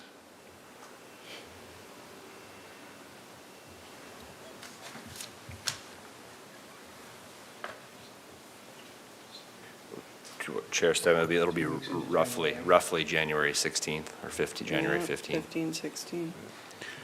So, yeah, Commissioner Stedman, I think it's a great idea, in terms of the motion, keeping it substantively, but instead of 60 days, why don't you put a date in there, January 16th? That's probably a cleaner way to do it. Yeah, So does my second, I concur. agree to that change? If that's 60, I'm not doing a very To good job. specify the specific date, January 16th. Sure. There is one point under deliberation, so does anyone, other than Commissioner Stanwyck, want to insert a date for the performance test, the operability performance test? Making an amendment at this point. Yeah, I would make an amendment then to the motion. Yeah, to define a actionable event as a maneuverability test where the boat leaves the slip on the 15th. On or before? On. I just have a question. Yes. So is that something that we can do? I think the easiest way is to frame it that like I said, going back to it, let's just do it this way. Maybe if we can remove the motion and reset it, so I think we made some good points here, and so I can maybe crystallize it for what the intent of the commission is. So if we can remove the motion for a second, and how about we have a new motion? Well, We can hold deal on. with voting on the second and voting on the Yeah, motion? let's do that. Okay. How about slip permit 10020, must prove operability by January 16th, 2024 to the waterfront department, so whoever, the waterfront director or his or her designee. And if the boat is not operable, then the slip permit shall be terminated. So It's I'll- as simple as that. I will, is that your motion? Your amendment? Right. Approve it. I will yes. second the amendment, and then you have to call for a vote on the amendment. Thank you. I love having advisors. Nico, can you do a roll call vote, please? Yes, Chair Stedman, and could I just clarify the date? So that would be January 15th or January 16th for that motion? I think January 16th. January 16th, okay. 15th's a holiday. Oh, now you come up with the calendar. Right. Good, thank you. Well, I tried. Okay. This is a motion by Commissioner McCray, seconded by Commissioner Ford, to grant the appeal to slip holder for permit number 10020 under the condition that boat operability must be proven by January 16th, 2024 to the waterfront director or his or her designee, and if the boat is not operable, the slip will be terminated. So, Commissioner Cohen, Yes. Commissioner Ford, Yes. Commissioner McCray, Yes. Commissioner Nelson, Yes. Vice Chair Stanwyck, Yes. Commissioner Anderson is absent, and Chair Stedman. Yay. So the motion passes unanimously with Commissioner Anderson absent.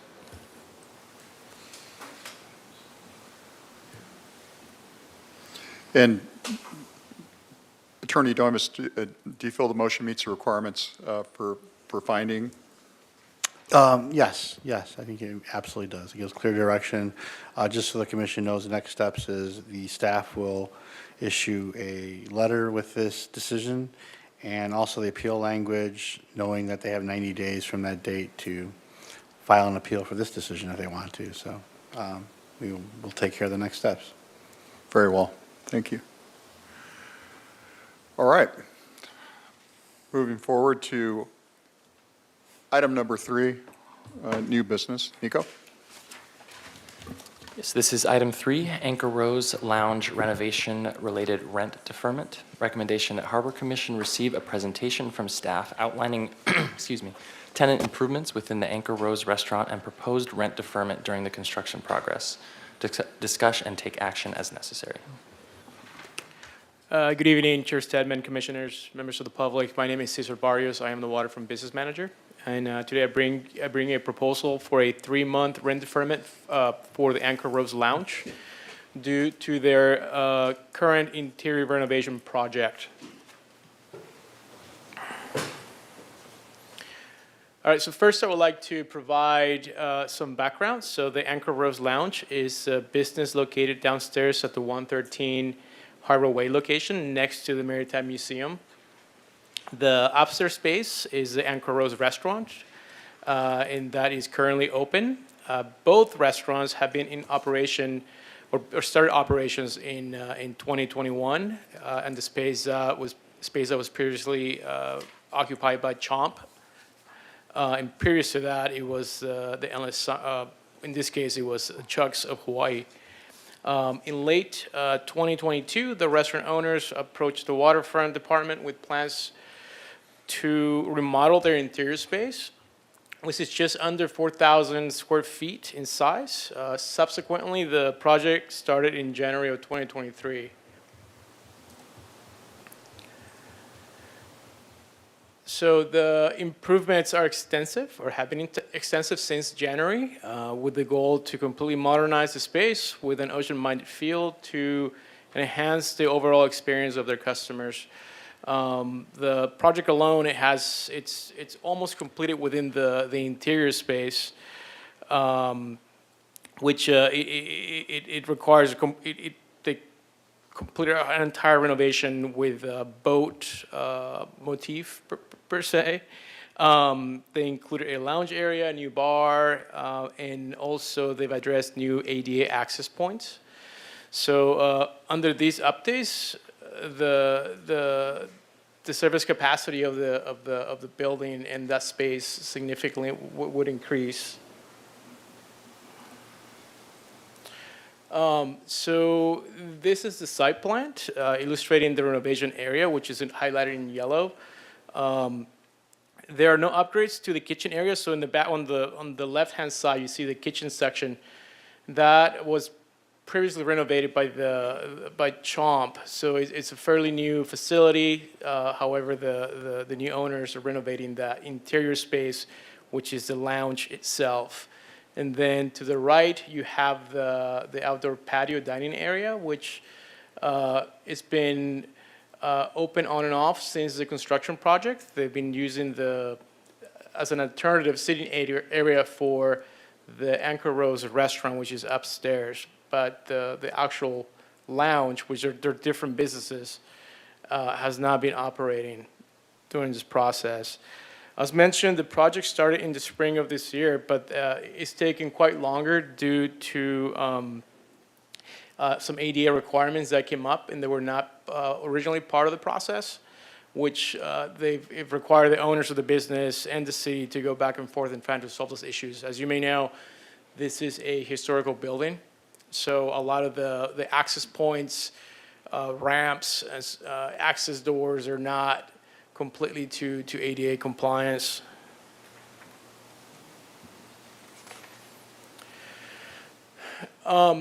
So to recap now on the rent deferment section, so as I mentioned, due to the extensive nature of the renovations and the temporary closure of the lounge, the owners approached the Waterfront Department proposing a rent deferment to help manage their financial obligations during this period.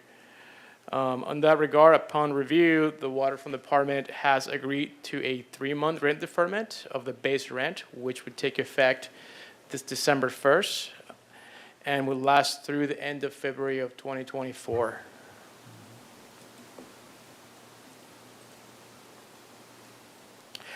So the rent due during this period will not be waived. Just to want to clarify that it's just a deferment. So instead we amortize starting March 2024 through the end of the current lease, which ends in December 2025.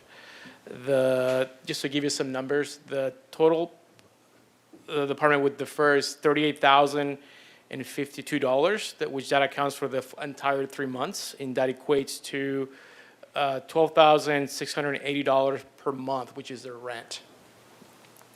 And then, as I mentioned, starting March 24th, that amount would then be paid back to the city by being spread across the 22 months remaining in their lease. And that would add approximately $1,730 to the existing monthly rent, which, as I mentioned, is just under $3,000. So in general, this type of arrangement it's common within the city practice, and it facilitates and provides some relief to our tenants, especially since the space has been closed for such a period of time. So with that, staff requests the Harbor Commission recommend the proposed rent deferment plan to City Council, which will take effect in the form of a lease amendment. This action would demonstrate goodwill in supporting waterfront tenants, their commitment to improving the quality and appeal of their lease spaces. And with that, I'll be happy to answer any questions. That's my presentation. Thank you.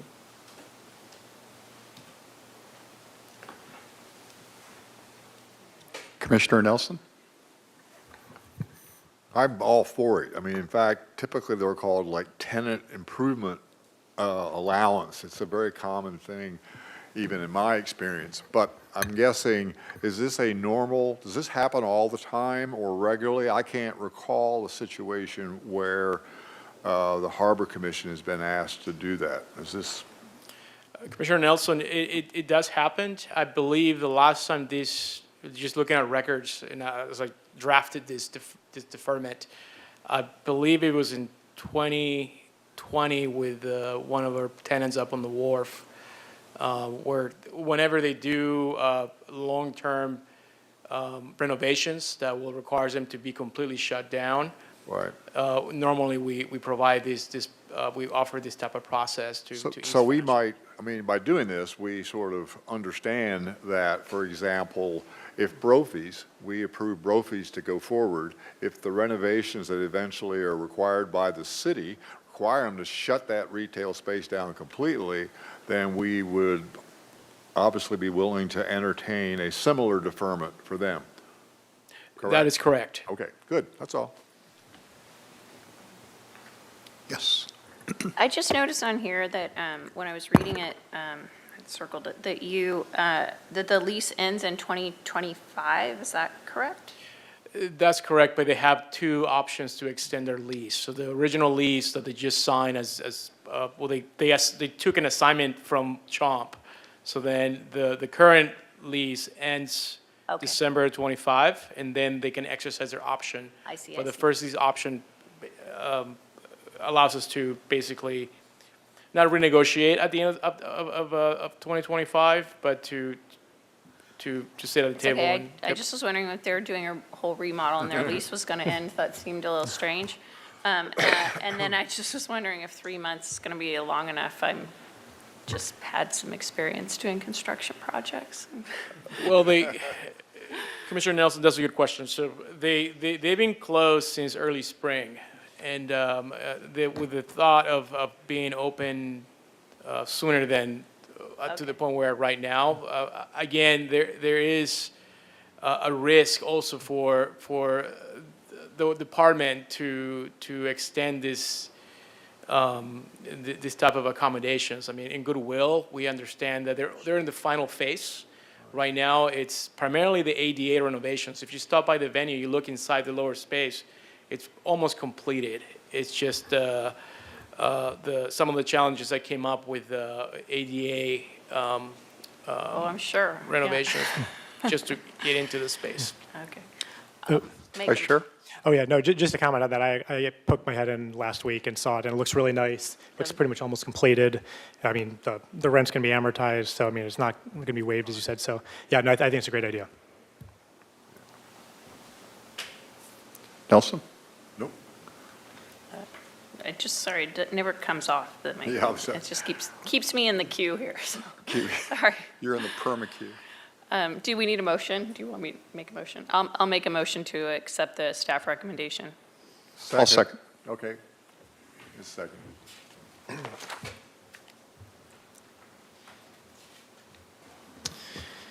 This is a motion by Commissioner Cohen, seconded by Chair Stedman, to accept the staff recommendation as described in Agenda Item 3. Commissioner Ford. Aye. Commissioner excuse me, Commissioner McCray. Yes. Commissioner Nelson. Aye. Vice Chair Stanowicz. Yes. Commissioner Anderson is absent. Commissioner Cohen Yes. and Chair Stedman. Yes. The motion passes unanimously with Commissioner Anderson absent. Very well. Let's move on to item number 4.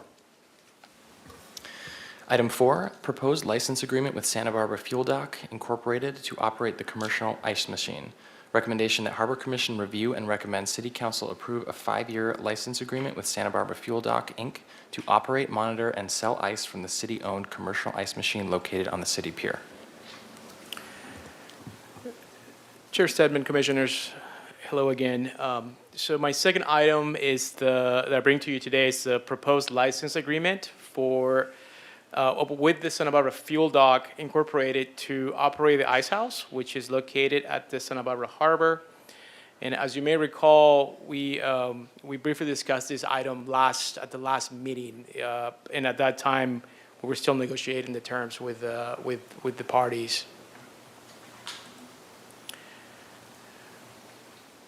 All right, so again, to give it more background and also to those that may not know this facility, the ice house is located on the east end of the city pier, right above the fuel dock facility.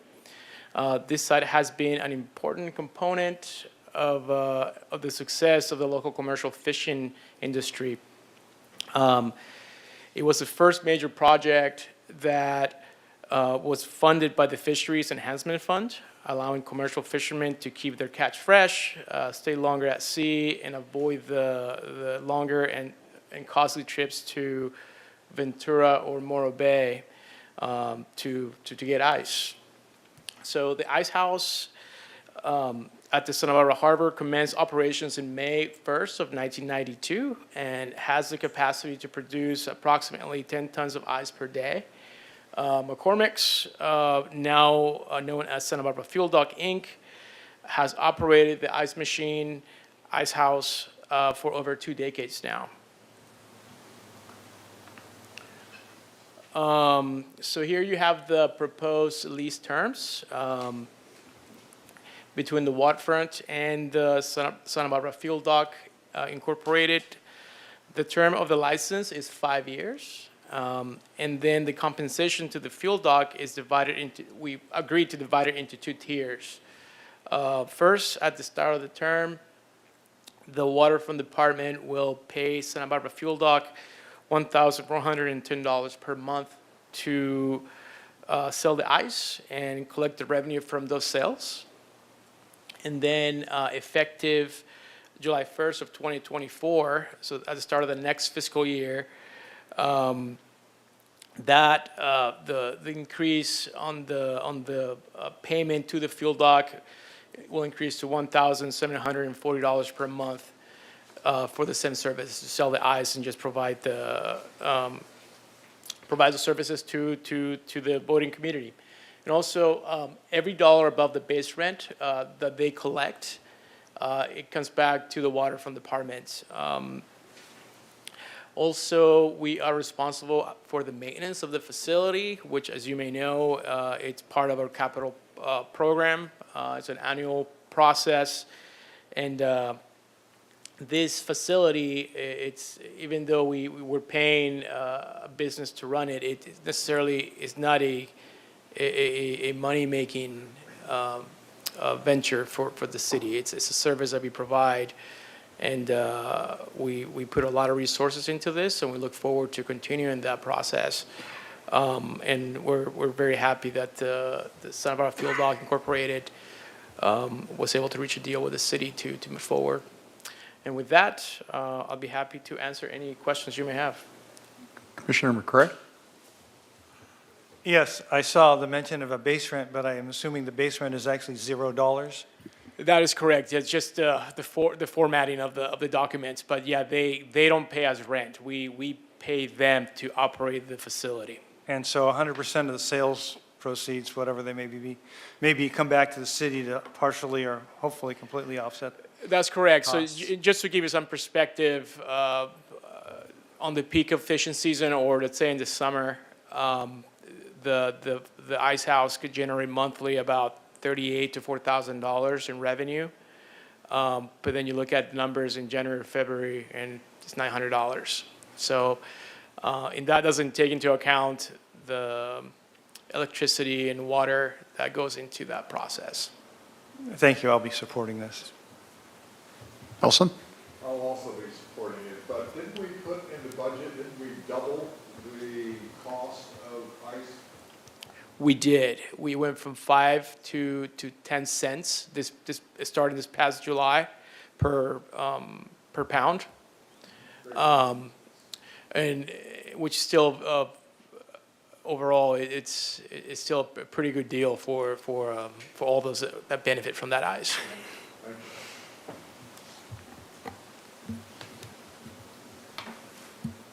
Do you need a motion? Do we need a motion? I'll make a motion. We do, yes. So moved, or I make a motion. Follow the staff's recommendation. I will second.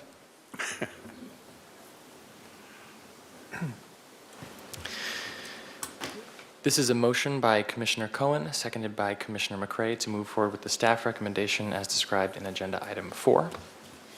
Commissioner Nelson? Aye. Vice Chair Stanowicz? Yes. Commissioner Anderson is absent. Commissioner Cohen? Yes. Yes. Commissioner McCray? Yes. Commissioner Ford? Aye. Chair Stedman? Aye. Motion passes unanimously with Commissioner Anderson absent. All righty, let's move on to another exciting item, number 5. All right, Chair Stedman, Commissioners, back to me. Everyone doing all right? We need a recess or all good? I want to make sure that Normus is here when this is presented. Yep. I'll have a question for him. We'll go Right. Don't let him leave. All right. Oh, I don't need a break, so you guys go. If I know this group, we like to keep charging, so we'll go. So we'll be briefly touching on this topic of advisory group updates and guidelines. This item's coming back after touching on it last month. So I just wanted to update the commission on the process that's occurring citywide, kind of outside of our realm. Next slide. So just a little bit of backup before we get into it. So advisory groups are generally appointed by council. They serve to provide advice on advice to city council on specific and discrete topics within their purview, so wherever they may be. There are over 40 advisory groups within the city, with 11 of them being charter specified. We, the Harbor Commission, you, the Harbor Commission, are one of the 11 charter specified groups. Next slide. So guidelines for the City of Santa Barbara Advisory Group. There are existing guidelines for city advisory groups. This document was provided to commissioners when they joined the Harbor Commission.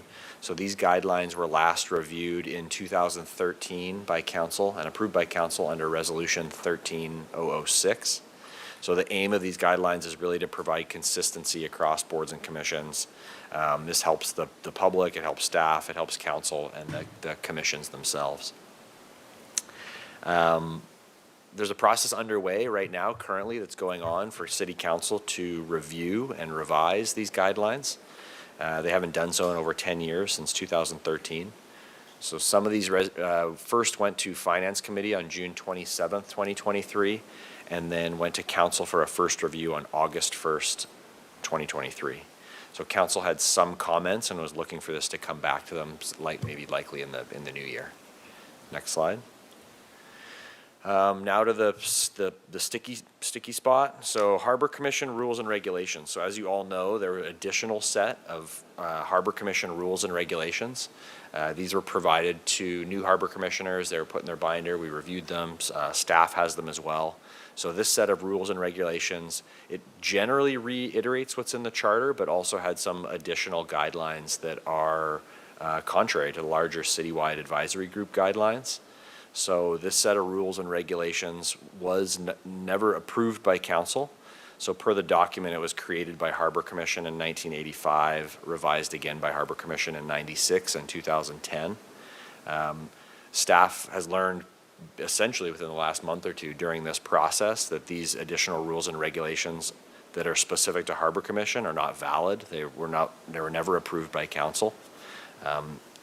So council and city administration is currently going through a process to standardize guidelines citywide for boards and commissions. It would continually not be staff's recommendation that Harbor Commission put forth their own contrary set of rules and regulations, because essentially council is going through a process right now to standardize those rules and regulations citywide. So again, the aim of this is to follow council's direction. This is really a council decision on how they want to manage their boards and commissions. We want to abide by these and fall in line with the guidelines that they put forth for not only us but the other 40 boards and commissions under their purview. Next slide. As part of the council's process, there's really three phases. So first part of the phase is to review and update the advisory group guidelines. So this went to council first on August 1st. Still very much in progress. They want to hear back on some of their comments. So this will be going to council again in the new year. Phase two is purview and decorum training for a number of boards and commissions. So this phase is nearing completion. Harbor Commission received this training back in April from the HR, city clerk, the mayor, and so we received that portion of this effort. And then phase three, which is in process or kind of just getting started, is to further reach out to advisory group staff to get more information on how individual boards are operating. This is the phase that has kind of driven a lot of these questions, as city administrator and staff have reached out to different departments and different staff to find out how their boards and commissions are actually operating. Next slide. Some of the updates that were put forth to council as part of this are ensuring consistency across advisory groups, updating and standardizing the process for ad hoc and standing subcommittees, standardizing agenda setting and item request processes, clarifying the process for liaisons between advisory groups, and updating language on diversity, equity, and inclusion. Next slide. Some other key recommendations that were put forth were clarifying that council has the ability to create future standing committees and that staff sets agendas in consultation with the chair and vice chair. And that council governs appointments of board members as liaisons to other advisory groups. Next slide. One other change is they would like to move from Rosenberg's Rules of Orders to Robert's Rules of Orders, which is, the other way around, sorry, move to Rosenberg's Rules of Orders. It's a slightly simplified set of rules of governing the way meetings are conducted. Next slide. So in conclusion, this is really a larger citywide process. It's being driven by council and the city administrator. So we're a part of it as a department and a board and commission. But this process is in process and will likely return to council in early '24. And the main objective is to take direction from council so that they can standardize and have consistency across all advisory groups. So with that, I'll turn it back to the commission. Merritt? Yeah, my first question, hopefully my only one. My understanding is that we serve as advisory to city council looking after the public's interest at the harbor. However, I'm getting the sense that it actually might not be the case, that we actually serve as advisory to the harbor staff instead. And so I'm hoping for some clarity. Sure. Commissioner Stedman, Chair Stedman, Commissioner McCray, you do both. The power, the source of power comes from the charter. And when you look at the Harbor Commission, right, you act as advisory to both the Harbor Commission staff on issues they bring forth for you, seeking advisement, and also to City Council. But that's the key word, advisement. So not administrative direction or dictating that. The commission has an advisory role, and also we saw earlier in the second item, they have a quasi-judicial role where they hear appeals, but they do not have an administrative role where they give direction. So that's the simplest way to think about it. Advisory to Harbor when they come to you, advisory to council. So a perfect example being the budget, right? When there is a budget being presented, you advise staff on it, and then also you also make recommendations to staff. We also make recommendations to council and you approve it. Sometimes you'll agree and support the whole thing. Sometimes you may say, I think the allocation should be reversed for this source and that. And what staff does and what they're supposed to do is when they present it to council in their recommendation, present this is what occurred at the Harbor Commission meeting, and here were their recommendations. So it's transparent for the public, council members, so they see that. Earlier tonight, we had the housing element approved by Planning Commission, right? So they forwarded it with their recommendations, and trust me, there's countless ones for such a huge document. That's part of that role. Thank you. You're welcome. I think there is some concern as to how that gets communicated to City Council. For example, if there's dissent, right, for the staff's agenda, and you're providing a report to City Council, if there is dissent, how does that get communicated to City Council? Yeah, Chair Stedman, good question. We don't take a lot to council administratively, so we don't present to council all that often. The budget, there's some other things where we present, where we have kind of a more elaborate explanation of what's going on. Attorney Joannis's example of the budget is great, that we have columns that show what Harbor Commission suggested, what staff suggested.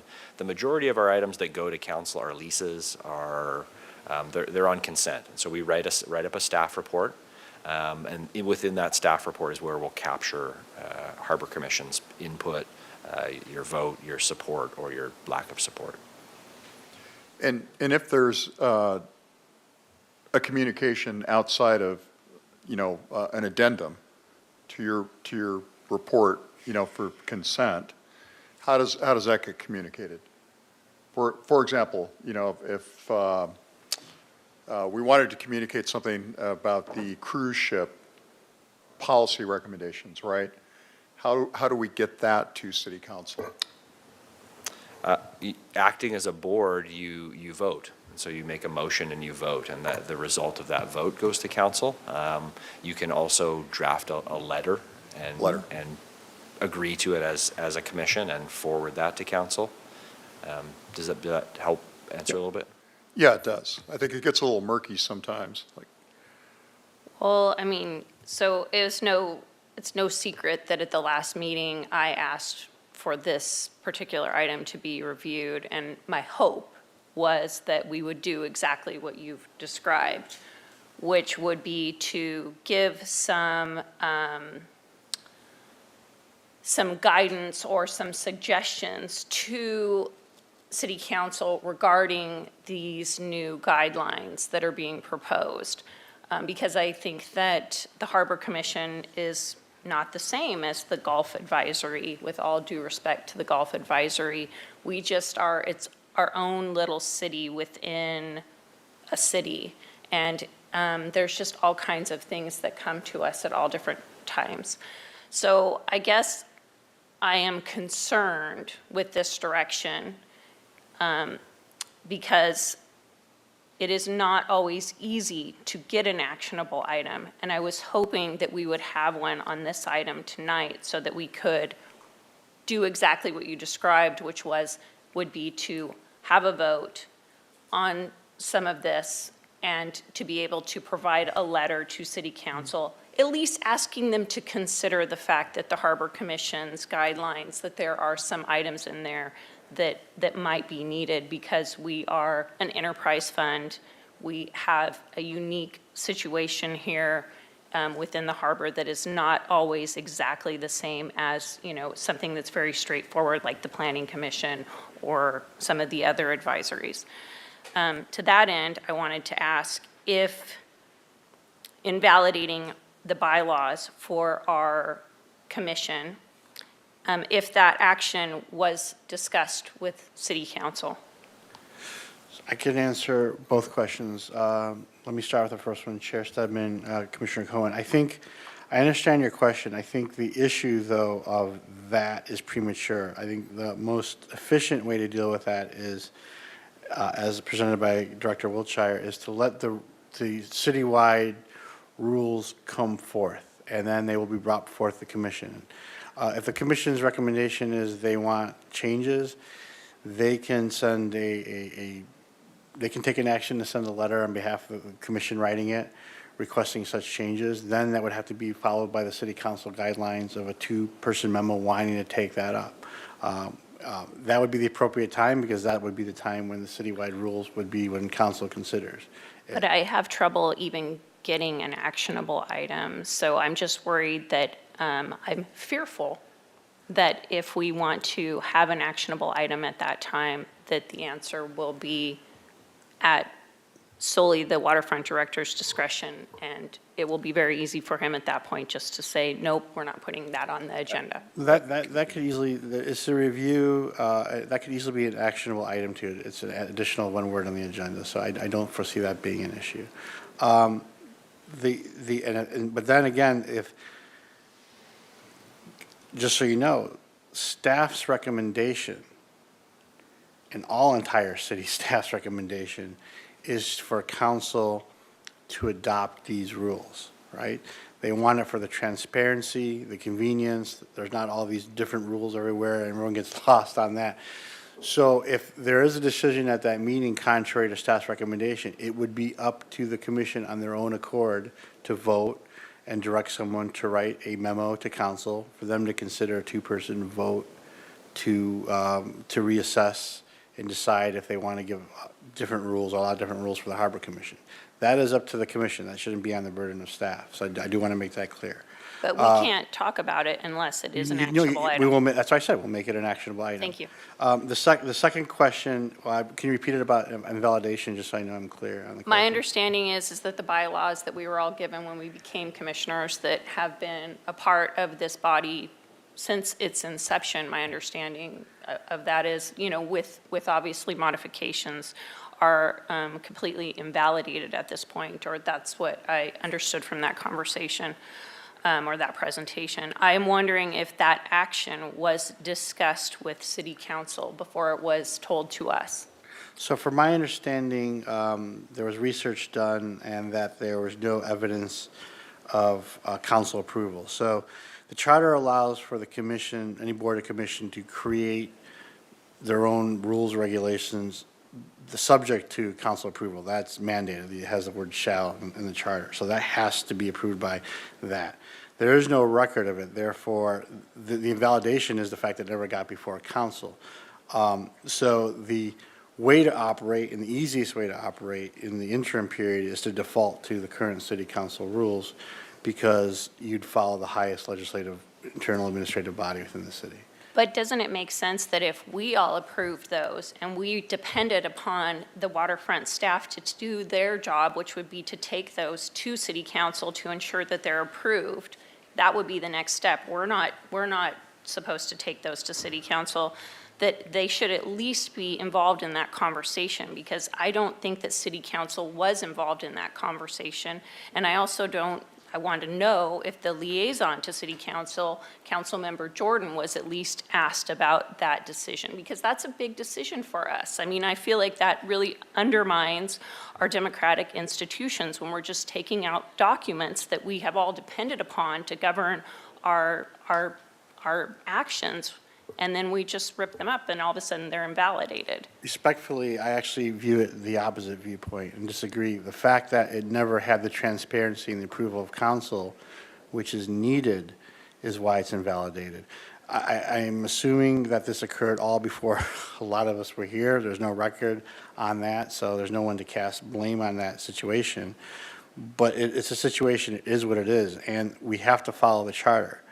And the charter says that the boards and commissions create their own rules, but it must be approved by city council. If there's no evidence of any approval of city council, it's de facto invalidated. It's not about having a discussion or any of that. It's just a function of what the statute and the city charter says, that specific language. But wouldn't it be to try to rectify that and to take it to city council and ask them what they want to do, instead of just having staff decide that it's going to be invalidated? Well, the staff's not deciding it's invalidated. The city attorney in their office, in their legal opinion, is saying it's invalidated, first of all. Second of all, staff has been working on these rules that are going to apply across the board for the city. That's what I'm saying. At that time when they review it, if there's an agreement with Harbor and they want to have different rules than Planning Commission or any other commission out there, it is at that juncture to deal with it. What I'm saying is there's no action on staff's part that should be put blame on them. There's no evidence that, and no one in this room, like I said, should be, put a light on this, because it wasn't their fault. That there is no evidence that it went to city council, and it needs council approval. It can't exist without city council approval. I understand that. So I'm sorry, just to back up on your comment, your first comment, is the attorney's office not considered city staff? I don't know what you mean by that, but our job is to basically provide legal opinion. And when we see no evidence presented from the city clerk's office of when this got to city council, then we reading the statute, shall be subject to the approval of city council. There is no subject of the city council, hence those rules cannot be approved. Okay. Respectfully, I still feel that the way to remedy this would be to take it to city council and involve them in that decision. They are, I believe in self-governance. They are the body that is supposed to be brought into any decision-making about our rules. That's what it says in our charter. But I respect that you feel differently, and this is where we are. And Commissioner Goen, I totally understand where you're coming from, but the good news is they are embarking on a process to revise and review their rules and regulations and guidelines. And so if they see fit to reach out to all their boards and commissions and divvy up rules and make them different, but they have made it clear in hearing from them that they want these rules to be standardized. And so to Attorney Duemis's point, it would be prudent to wait for this process to engage or conclude, but they are going through this process. I'm totally fine with them saying that they want the process to be standardized, but what I haven't heard them weigh in on is if our rules and guidelines are invalid, and I feel like they should be involved in that process, because according to our charter, it says that they're the ones that actually would approve it. So I understand that final piece of the puzzle, we can't decide if council did approve it. But all I'm saying is, why didn't we make any effort then to take that to them and have them make that decision? If they say no, great, they say no. but I feel like they should have been involved. Said enough, sorry. Nelson? I noticed one of the upcoming Phase 3 recommendations was standing committees. Now, you guys obviously took the lead on that and took it upon yourself to say that we were bad actors, that we had too many standing committees. So therefore, we ought to seriously consider working groups, because working groups gives you the flexibility. You know, if staff can find the time, great. And then you get to bring to the commission for consideration whatever you come up with after you're dealing with stakeholders. Well, what I'm hearing is, unless we have the provision in the rules that were reviewed, approved, put on the agenda by staff, if we don't have that ability, we can't get a recommendation of a working group to the full commission. So as part of the Brown Act, as part of a legislative process, you inherently can create an ad hoc committee, a working group. There's nothing stopping you from. But the work product that of the working group that we want to present to the full commission, I've got to get past the gatekeeper to get it on an agenda.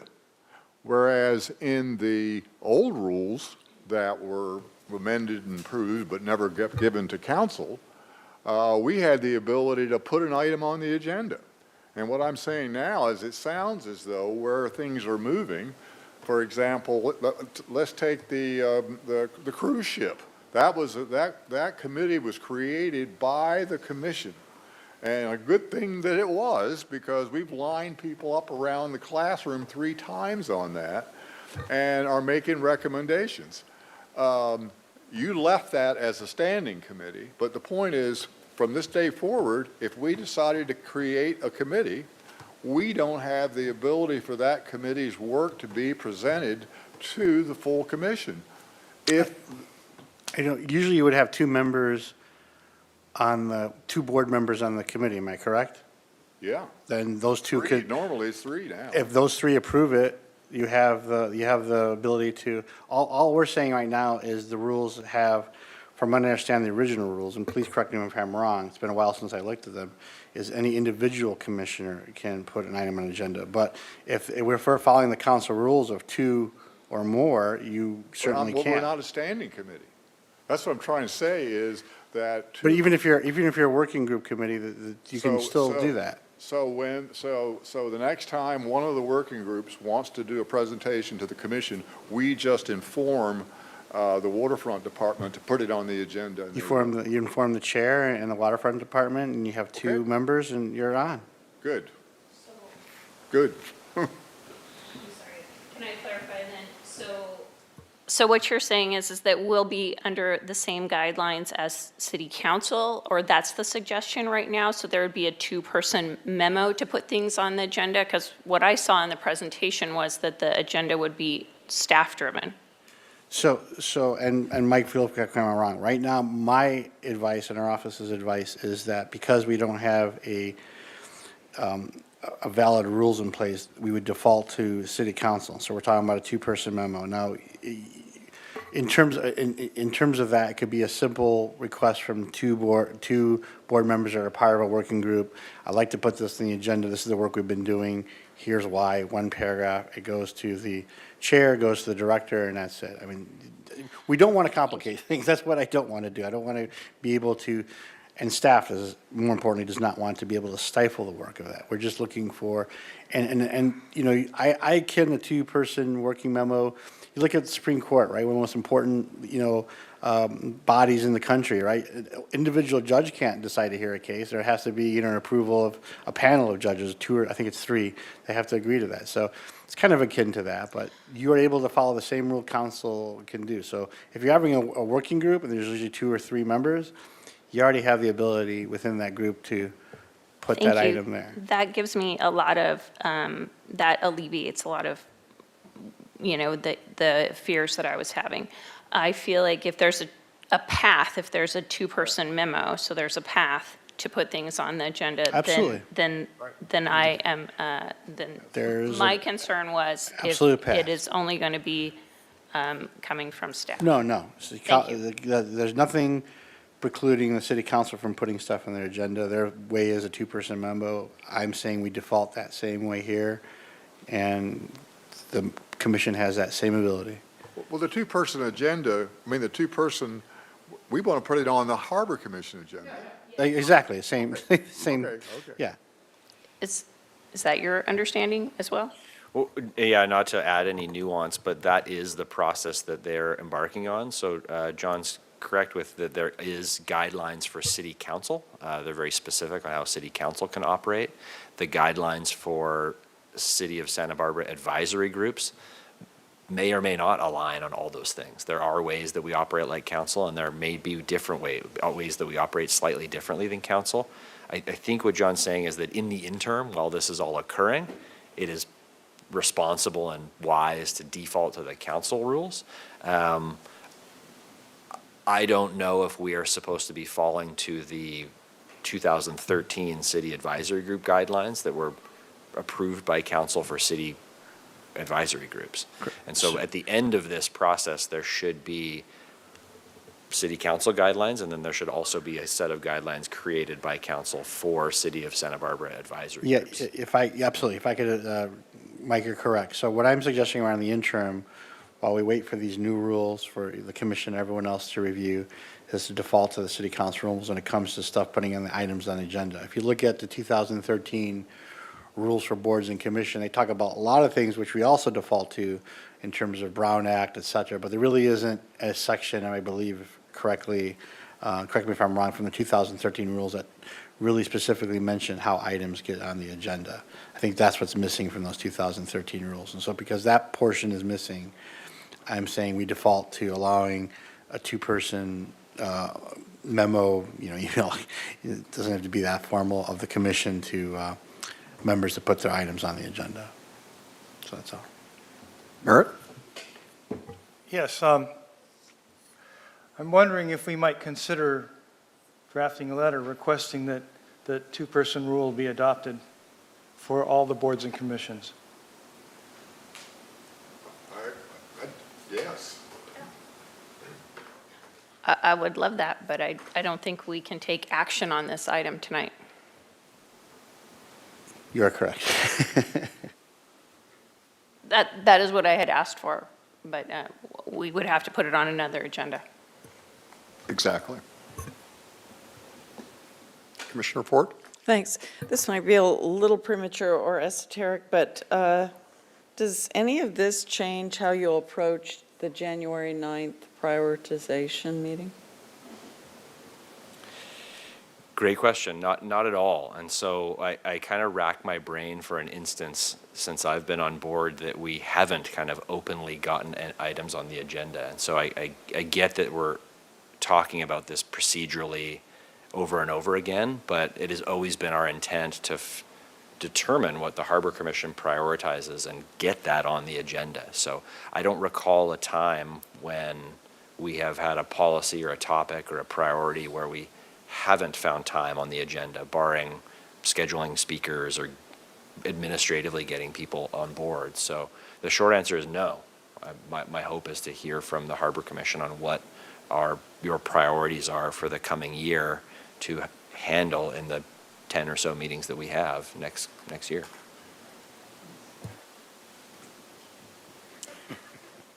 Any other questions? All right, let's move on to department updates.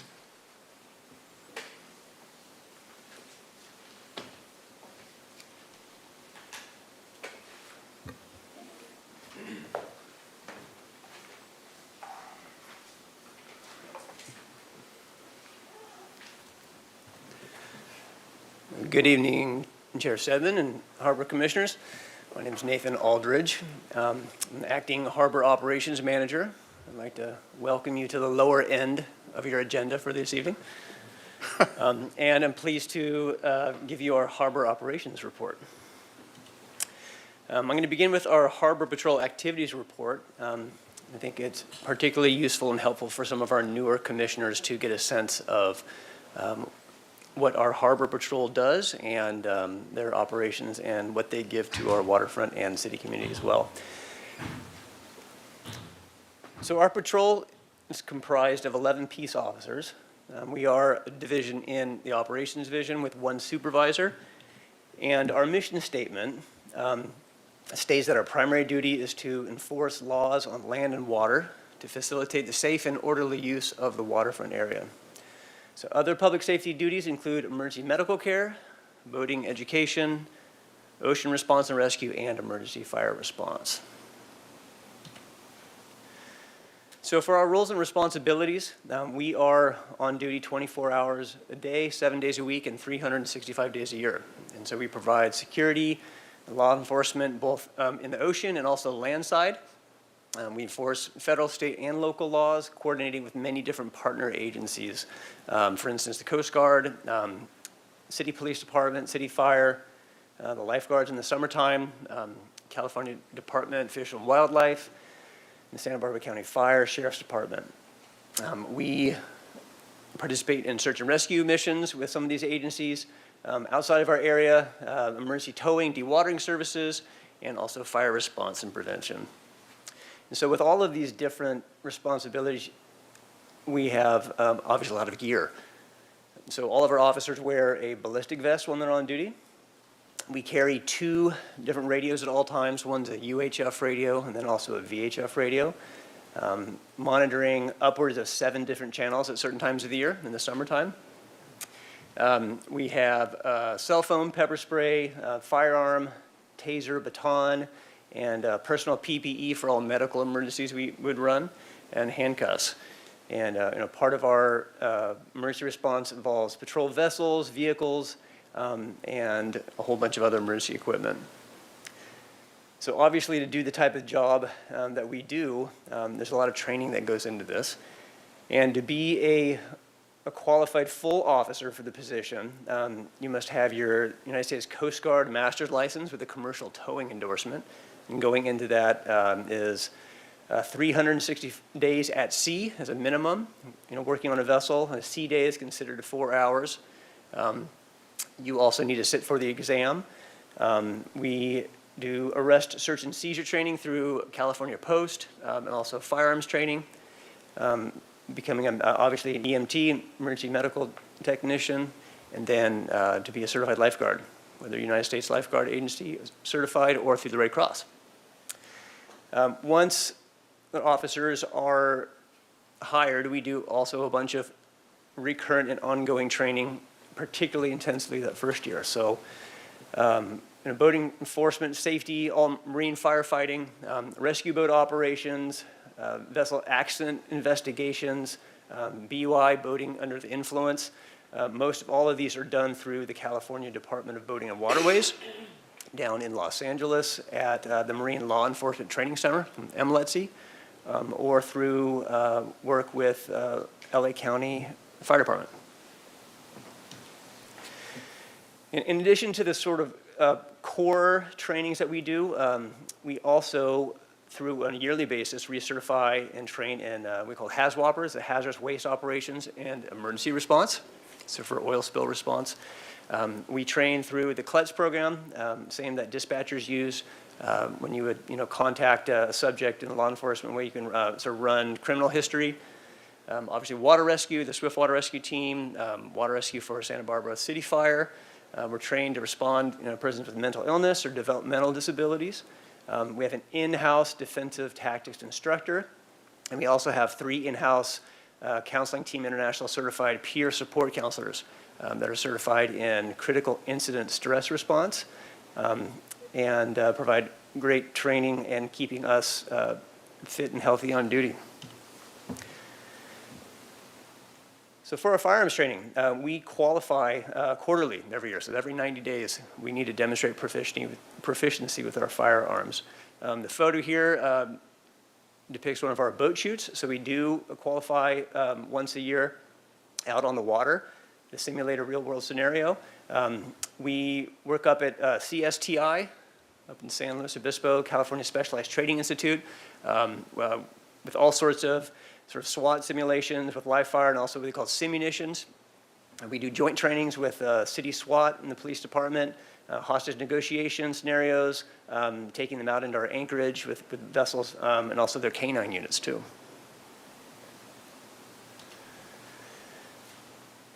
And for our defensive tactics, or DT training, it is an in-house program. We do everything from controlled force to weapon searches, ground fighting, edge weapons, retention, handcuffing, martial arts, and in the case that one of us were to go in the water, water survival as well. Another part of our training and certification involves oil spill response, something that we take very, very seriously to protect our obviously beautiful natural resource in the harbor here. We have an oil spill response trailer that's stationed in the launch ramp. Contained in that is about 1,000 feet of hard boom that you can see in this aerial shot getting deployed out from West Beach over to where the sand spit is. We'll train with this yearly to simulate the event that if there were some type of oil spill either in the harbor or out of the harbor, we can keep that either in or out depending on how we set that boom. And we also have about 1,600 feet of absorbent boom, both on our vessels and near our patrol dock for, I think what Chair Stamnick referenced in the case a vessel sunk in the harbor. We do have an oil spill fuel. We're able to contain that and boom off certain areas to prevent some type of environmental disaster. So this is a great map to give you an idea of sort of our typical AOR, or area of response. So all city waters, generally, obviously the harbor center is our main area of responsibility, but we will go out towards the city-county line with what we call the lighthouse, the old Coast Guard station there, back on Henry's Beach. 1 to 2 miles out, generally down to the county line. You can sort of see up in that area in the sort of upper right, almost like a line of trees. That's kind of the demarcation. It's a good way sort of from the water to get an idea of on that sort of cemetery where the sort of city and county waters are. We obviously will respond outside of this area if we're called to in an emergency with the Coast Guard or for the joint agency, but this is our primary area of patrol. And so the bread and butter of the Harbor Patrol obviously is our vessels. We take great pride in the boats that we have. We have 4 patrol vessels, all of them slightly different, that are kept in great working order from our vessel technician, Mark Statter here. Boat 1, I would say about 80% of our in-harbor patrols and work is done off of Boat 1 there. It's a 22-foot Radin equipped with full fire suppression. Next to it, Boat 2, it's a about 10-foot longer, 32-foot Radin. Once again, full fire suppression, about 850 plus 900 gallons per minute if we were to fight a fire. And Boat 3 in the left of your screen is a vessel we spoke about, I think, a couple commission meetings ago that is going to be due to be replaced this next year. It's been a great boat for us. It's gotten to the end of its sort of useful life. It's a 33-foot aluminum Norsco. Once again, full fire suppression and has a davit and hoist on the back that we use sometimes for debris and other hoist operations in the harbor. And finally, Boat 4 is our small sort of surf rescue boat. It's a rigid hull inflatable boat that is used a bunch during our harbor, either 4th of July, sometimes Parade of Lights, when we keep an exclusionary zone in the channel there. It's great to be able to get it in sort of shallow areas, in and under the wharf. If we do have missing swimmers, persons in the water, it's a great boat to have as a resource to get in places where some of our other boats cannot. And then on our boat patrols, a lot of people asking us so what we are looking for, what we're doing out there when we're on the boats. It's a great question. We really look at ourselves as sort of a preventative safety force. So we make frequent, regular contact with boaters out in the water, in the harbor and outside, looking for safety equipment. You'll see a lot of people who are on stand-up paddle boards too. That's something that's gotten much more popular in the last, probably 5-10 years now. Ensuring that everybody has proper PFDs. Operating in the swim area, the swim zone. That's something that's really, really important, especially in high-use areas in the summertime. Current registration, unauthorized entry in some of the marina restrooms, public disturbances out in the wharf, boating under the influence, something we take very seriously as well. And then just, random pollution or debris. You can see this image right here. You'll never know what you can pull out of the channel. The hazard of navigation, we've pulled off some pretty amazing things out of the water, but we want to make sure that when we're out there, all of our boats have the capacity to be able to respond to something that could be a hazard or danger. And then also patrol regularly. We're out there on foot in the marinas, out on the wharf as well. Community policing is a really, really important part of what the Harbor Patrol does on a day-to-day basis. It's important we know who lives in the harbor. Liveaboards are a huge part of our harbor community. Getting to know them, they're some of the best people to talk to about issues or concerns they may have. So public relations contacts, a lot of tourists coming asking for directions. Fielding complaints is a great way to touch base on what our concerns are in and around these areas. Off-leash dogs, dock obstructions, substandard shore power cords, possible fire hazards are things that we really keep a close eye on too. Possible illegal liveaboards or any public intoxication. And then we check the facilities regularly. When we're looking in the public restrooms, I mentioned sort of illegal entries is something that's a big concern that we try to really enforce strictly. We get audible alarms sometimes in the waterfront center buildings. The Marina Gates, we pass on information about things that might need to get repaired or concerns from slip holders to our maintenance department. And going to those local buildings and businesses out on the wharf and in the harbor area too. And then the sort of third area of patrol is our motor patrols that we do out on all city parking lots and the beaches, Ledbetter and West Beach. So there's a list of some things that we're always kind of keeping an eye on and roving for in between our calls for service. We get reports of vandalism, trash, illegal encampments for homelessness, open containers, illegal drinking. And then it's another way we can keep a close eye on swell and surf conditions. The times when we don't have city lifeguards, kind of from right around now to in the springtime, it's important for us to go out there. And then at times we will work with our local partners and stakeholders for marine mammal rescue or marine mammal assist. We're one of the only agencies that have a four-wheel drive vehicle, or two of them, and so oftentimes we will get called from the police or the fire department to go and assist in some tight areas where they can't get to. And then in addition to patrolling, we get calls for service all the time. These come in either from the phone on the landline, that could be sort of, more of a informational type thing, or to go to check this out, or they do, come through on sort of 911 or the dispatch. But a lot of our emergencies, you never know. It could be something coming after hours. It could, say to come on the landline. People may not know to call 911. They often call us. We get complaints or issues with smoking on the wharf is a really big thing for fires between the deck boards, and then anything from maybe distressed looking sea lions. We had one of those today, or even possible shark sightings certain times of the year. So in the harbor, some of the emergency response we do, everything from all medical calls, vessels taking on water. I mentioned some of the oil spills earlier. Concerned boaters about someone who may be intoxicated, theft, and then everything from the larger things to fire calls or the occasional tsunami warning or advisory we get. Or several years ago, if you guys remember the microburst we had, we respond to that. And then something we never want to see, and knock on wood, it's been a while, but we need to be trained and prepared to respond in case there was a fire inside the harbor, either out in the wharf or in a marinas or on a vessel. Some pictures here. As you know, fires are extremely hazardous. They're very, very dangerous, and they're costly. We have a lot of very valuable and critical infrastructure down in the marinas and the waterfront, and we want to do our best to be out on scene if we were going to get dispatched here, and do our sort of best to respond to not only to sort of mitigate the damage, but to protect our critical infrastructure, and especially on the wharf, which is the most visited landmark in Santa Barbara.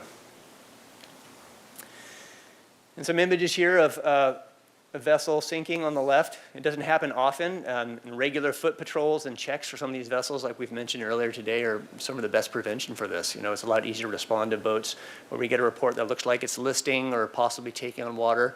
It happens probably several times a month. Patrol will respond, and we bring our or dewatering pumps that we have on the boat to pump out a boat. And then we'll notify the slip holder to come down and to check on their vessel. And then occasionally we will have a vessel fire. And Condor Express is about 10 years ago in the wheelhouse. Luckily, we had officers who were there within 2 or 3 minutes and were able to put that fire out before it spread anywhere else to where the Santa Barbara landing is. And then being emergency medical technicians, we are trained to the same level as every, fire truck that you see rolling down the road in Santa Barbara. So we have to be trained and prepared for everything from heart attacks to, narcotics overdoses, type of seizures, choking in restaurants, patient just feeling generally ill, diabetic, anaphylaxis, sort of you name it, bicycle accidents, vehicle versus bicycles. It's something that we see on a regular basis, and we've got to be ready with our not only just vehicles and also on foot, because you never know what can happen. But there are times we help out in the marinas too, in a courtesy tow, and this is something that is a really important what we do as a service for our boating community. People break down, they may have engine trouble, you might be sailing and you run out of wind, so certain times a year we do a lot of these. It's nice to do in the fair weather. It's not as fun in foul weather, but we got to be ready to go, right? So obviously a tow to the slip, travel list for a haul out, someone going back to the launch ramp. There's a lot of dock work and repairs that happen. Sometimes we may need to temporarily relocate a vessel to another slip while the maintenance group does their work. Or if there is inclement weather or storms coming up, we may relocate boats depending upon the safety need. And then on the really rough days, we sometimes need to go out too. If there's an emergency call or somebody's at risk or in danger, that's something we train for. And it's great, as you know, driving a boat when it's 75 degrees out and sunny and calm weather in August, but sometimes when we get these swells that are becoming more and more frequent, I think, in the weather patterns we're seeing lately, we will go outside of the harbor and respond to vessels taking on water, like I mentioned, or sinking, or distressed boaters. We will respond outside of our AOR. I mentioned in emergency circumstances, we sent officers and a vessel out to the Conception incident on Santa Cruz Island several years ago. We get a lot of calls about kiters that are down or sort of lost, swimmers too. We will respond with the Coast Guard helicopters in a search and rescue patterns. We get very regular reports of vessels dragging in the anchorage that we go respond to or tow back into the harbor in emergency ways. And then obviously surfers or swimmer assists. And then on the land side, there are oftentimes calls that we will get in all of the hotels that are on Cabrillo Boulevard. So we will respond there. Traffic accidents on shoreline, bike accidents, and even the occasional injury at La Playa Stadium at Santa Barbara City College. And then as far as towing, sometimes they can be as simple as a little catamaran or something, like I said, coming from Cat Beach on a nice summer day, or it could be a big seiner or a trawler, 60 foot long, that's lost power. It could be taking on water, out on 5 miles offshore. So our vessels are well built, and we have really great platforms to work with to be able to take care of this, bring these boats hopefully safely back inshore and bring them from a long tow onto a side tow and to get them safely back where they need to go. Yeah, and then for enforcement contacts, I mentioned boating safety. Like I said, we're primarily a preventative safety force.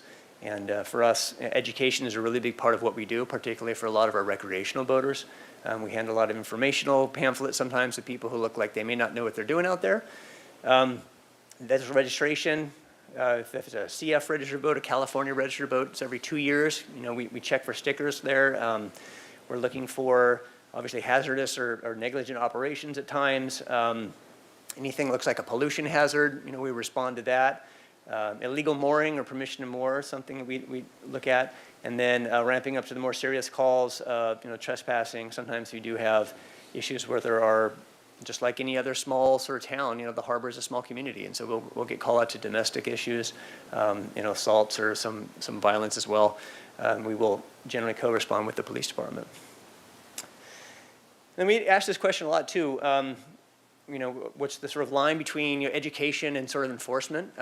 And the most enforcement contacts, they do result in warnings. But and there are situations and scenarios where we will issue citations. We do that also very regularly. And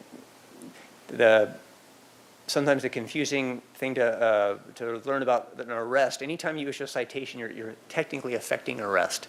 So sometimes you look at the stats or the statistics of how many arrests the Harbor Patrol has made in a year or the police department has made.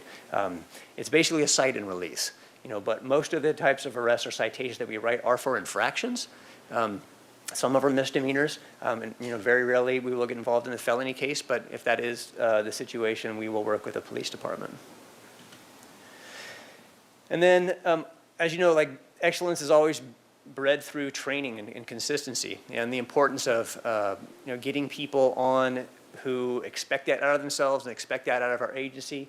I have a great pride in our Harbor Patrol and the men and women who represent our city and our department. And they work hard on an ongoing basis to keep their boating skills and their rescue skills up to the highest level.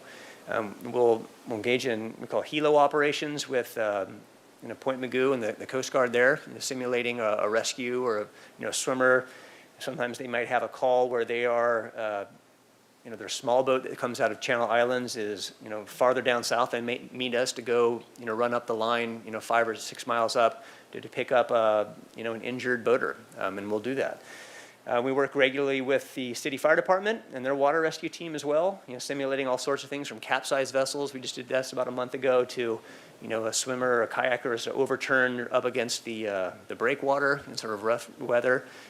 Someone clinging to a piling out on the wharf, at night in low lighting, using all of our FLIR and our technology, be able to identify that and to keep that person safe too.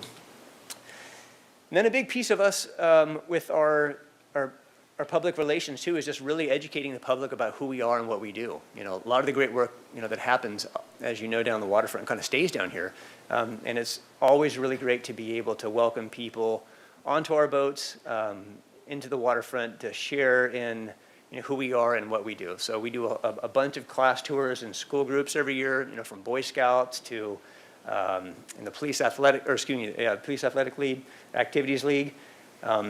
We participate in city activities too. We'll bring one of our trucks up to the Trunk or Treat event every year. We have a ride-along program where anybody who's over the age of 18 and wants to learn about what we do and so our area, they can come up and spend an hour or so seeing our marinas and harbor and asking questions about what an officer does and what we're all about. And we take sort of first-year rookie police and firefighters out and giving them a sense of our AOR too. Council and harbor, and you are all more than welcome to come out in the boat anytime you'd like. To come talk to the officers and see our area and come out hopefully on a nice day, not like yesterday, but talk about so the questions you have about the scope of our job, and you'll see us out there in every event. 4th of July, Harbor Festival and Prayer Lights. We pick up Santa every year, bring them over with lights and sirens to the city pier too for the kids. It's a great way for, I think, the community to see us and see law enforcement presence, not just in an enforcement, interaction too, but realize that we're a big part of the community. And then for everybody's least favorite part is the parking citations. We do issue parking citations along with the Waterfront Parking Department and the City Police. We monitor all of our waterfront lots. We will issue cites for 72-hour violations, no parking from 2 a.m. to 6 a.m. We'll give expired registration and violations for launch ramp usage too. Occasionally when we do have either advisories or credible shark sightings, we'll work with the person who's the reporting party to determine if it's something that does meet that threshold, that standard. And yes, we will post the various levels from a warning, advisory to full closure. It's rare, but we work with Parks and Rec staff to verify this and make sure that the beaches are posted. And at times, we will rescue certain animals that tend to wander out or find their way in the middle of the ocean for no apparent reason. On the left is a picture of Officer Jessica Gray back when she was working crew. I think there was a dog that was at least about 1.5 miles out, and she saved the dog and got a good story about that for an ending. And then about 10 years after that, or about 8 years after that, the same exact thing happened to her as an officer. She saved another dog, and it made the news over by Ledbetter. And on the right, this is about 10 years ago, with Officer Ryan Kelly. off the coast of Summerland. So the story goes that it was a horse on a photo shoot in Arabian on the beach and got spooked somehow, kind of right by sunset, and just started swimming out into the ocean, straight out to the islands. And so the answer is yes, a horse can swim, and it can swim very well. And it just kept going, and no one had any idea what to do, so who did they call? Called the Harbor Patrol. Yeah, so we went out there and brought some rescue swimmers on, and it took about 2.5 hours, and it was dark, but Officer Kelly and fire were able to keep that horse's head above water, save that horse, and obviously made local news, and I think it even made some national news, and you can do some poking around, you might find some fun articles about that. So to wrap up, the work the Harbor Patrol does often is out of that public view, like I mentioned. And so hopefully the report here has shed some light on what our day-to-day responsibilities are and also Patrol's commitment to the city and our waterfront community alike. And I'm happy to answer any questions you got. I just was going to ask, the first speaker that we had said something about the swim buoys, and I'm just wondering if there's any, if that has anything to do with the Harbor Patrol putting those in, or if you know anything about that incident. I didn't know that those ever came out, so I didn't know that those were something that were removed at some point. Yeah, that's a great question. The swim buoys are seasonal, and I know that our facilities manager has an item later on, so I'm going to let him speak to that. He can probably be a better answer than I would for that.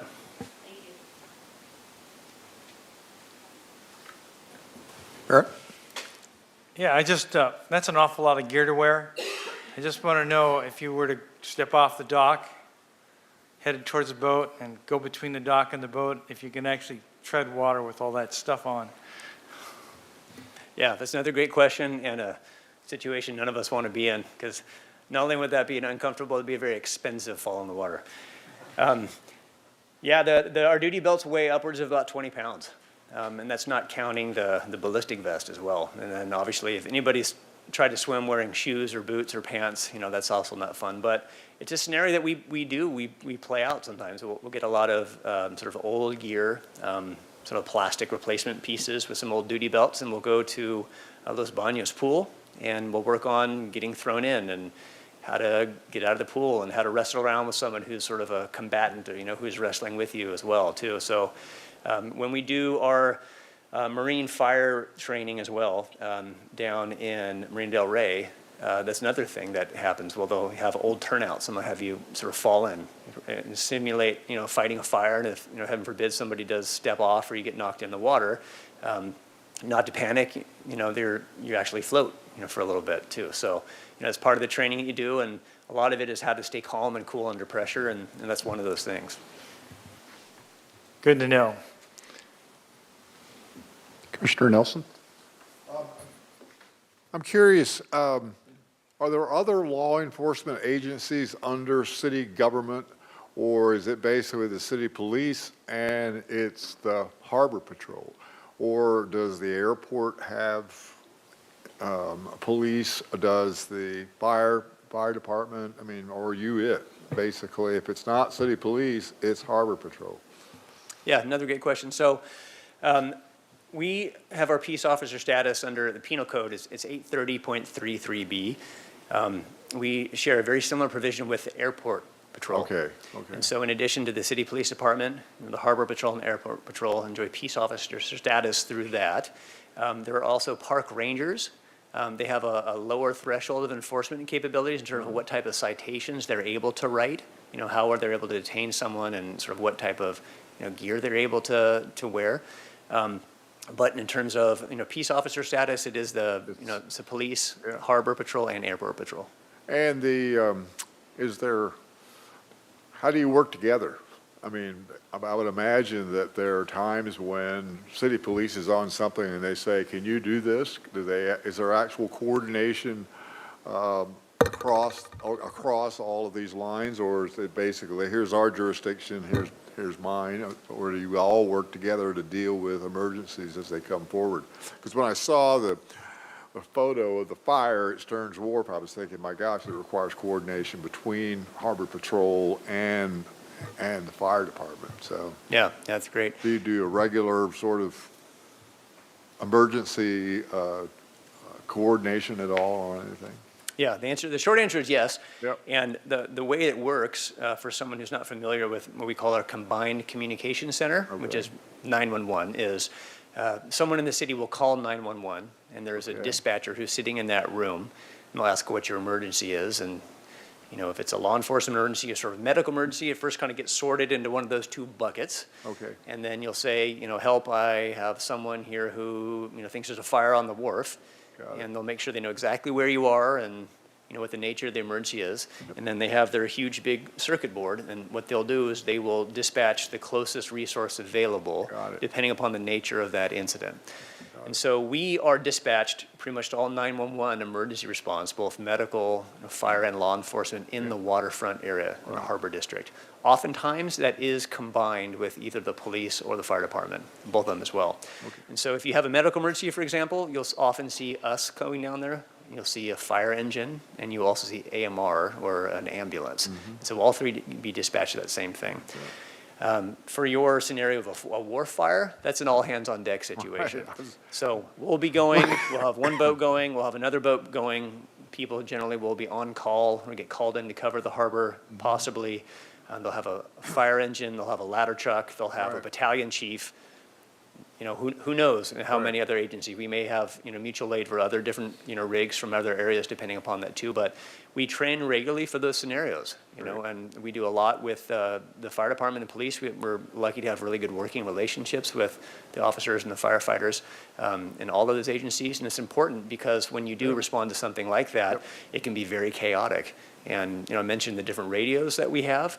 When you have 7 different stations or 5, channels that you're trying to monitor and someone's yelling into one and you're trying to get your turnouts on and then, you're talking in the other radio and you're trying to fire up the fire pump too and someone else is coming, it can, as you know, the adrenaline's pumping too. So having regular training in the scenarios and the circumstances when the adrenaline is not pumping and having that practice over and over and over again, when you do get in those scenarios that are the true emergencies, you're able to respond, and the responding unit too, and you have that trust in them that they will too as well.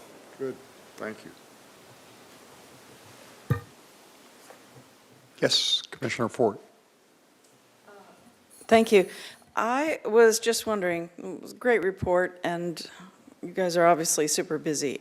But since you've joined the Harbor Patrol, how's the job changed or evolved? Yeah, my initial answer would be, as most sort of areas of employment is, you're responsible for more things, as you learn more about the job. I think there's things that you first, you don't know what you don't know, and then you really know a lot about what you don't know. You're very actively aware that I don't know all of these things. And then you work and you work and you train, and then you have an idea of like, all right, I'm pretty conscious of knowing a lot of this too. And then hopefully get to the point of some of the mastery where you are kind of unconsciously competent in a lot of this. For us, there's, evolving regulations in everything from, I mentioned the sort of HAZWOPER certification to training, standards and practices, ever evolving in California post regulations for, peace officer standards and training as well. Evolving standards of care for what we're able to do in our scope of practice in the emergency medical field. We get our emergency medical direction from county EMS too. So what we're able to do versus and, some Narcan's a perfect example. Getting trained on a new evolving, overdose epidemic, and we have a drug Right. that can possibly help that. So there's training involved with that, and how are we going to do that? And get people up to speed. And then as the changing a field of boating operations and vessel rescue too, I think it's great that we have such a experienced group of officers, but it's really important to go out and sort of cross-pollinate and do trainings with Orange County sheriffs and, San Diego County, because they may do things differently and they may bring, new, evolutions in, how we investigate vessel accidents. So those trainings are things we do and we try to keep up on a very regular basis. Great. And also, are there any opportunities for citizen volunteers within your department? Yeah, so our probably, I'll say easiest entryway would be, we have sort of, harbor cleanups. I know it's not the fun answer for you too. We have a dock walker program that we can talk more about too. You can come in the office, anyone in the front, staff, all of our, believe most of our front staff are trained dock walkers now too. We have an hourly harbor patrol crew position, sort of a deckhand. It's sort of aimed as sort of like a officer sort of trainee program with the intention of someone who wants to get into the field. Like I said, it's not a full-time, benefits position, but we have a lot of our officers starting off in that crew position as well. We hire someone who's everyone from 18 to sort of a little older as well. So there are opportunities to do that. But they said we'd love to welcome you out in the boat and talk more about it if you want to come on a ride along. Oh, yeah, Adam? yeah, thank you for the presentation. I have a question regarding, there was a publication recently in Dock Lines that somebody brought to my attention, written by the Harbor Patrol, I believe, about modifications to slips. Is there any information or like a memo be circulated around that? Because I know people have purchased slips with modifications and people tie their electrical lines to the slip and stuff. I was just kind of wondering if there's any new information regarding that beyond the Dock Lines article. About are modifications allowed, or is that what your question is? Yeah, basically it was regarding, modifications that are currently on slips, and if people need to make adjustments or. Yeah, the short answer is dock modifications are not allowed. Okay. It often starts kind of small and then gets to be a larger issue. And Okay. the point of contention is either a fire hazard or some type of accessibility issue. Okay. And so when you have, whether it's sort of the no skid or, pilings that are wrapped or, a lot of these people have really nice, could be fancy, dock steps that could exceed the scope and the size of what is allotted. If there is a marina fire at night or a trip hazard or something, it's a big safety issue. So I'm happy to talk with you more sort of offline after the meeting about sort of what those requirements are as well. Okay, great, thanks.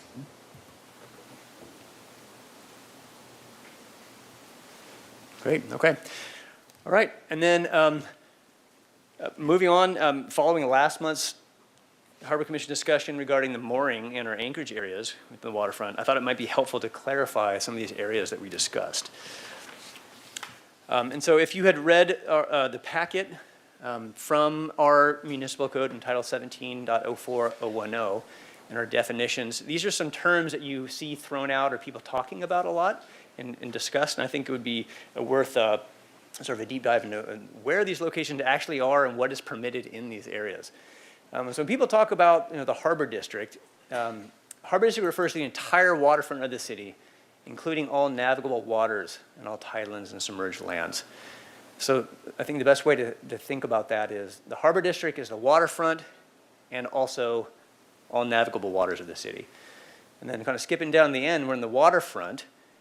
According to Title 17, the waterfront is the harbor, Stearns Wharf, West Beach, and all city-owned or operated parking lots or related structures and facilities on Cabrillo Boulevard and Shoreline.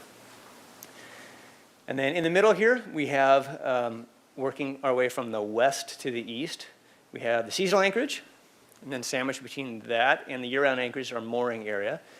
And then on our far eastern side, the year-round anchorage. And those are delineated on Exhibit A in Chapter 17.20. And I'm going to bring some of these maps up and we can look at this in greater detail too. So once again, the question of what is allowed in these areas, and especially in terms of anchoring. So in 17.20265, basically, number one, you cannot anchor in the harbor, except for some extenuating circumstances. Number two, it's unlawful to anchor anywhere in the Harbor District from sunset to sunrise. So you see people anchoring out in the summer day, totally fine. And with the exception of seasonal or the year-round anchorage. And then number three, there is an area on this map that we'll look at where it is always unlawful to anchor a vessel. It's directly east of a wharf. And so here's an aerial view of these anchorage areas. And I like this because this gives you a good idea from sort of a satellite bird's eye view rather than a black and white image. And so ABCD on that far left is our seasonal anchorage. Once again, this is open from April through the end of October, the 31st, and it closes November 1st. And that area between those two A and B dots and the wharf, it is prohibited to anchor there, regardless of the time of year. And then that middle section is our permitted mooring area.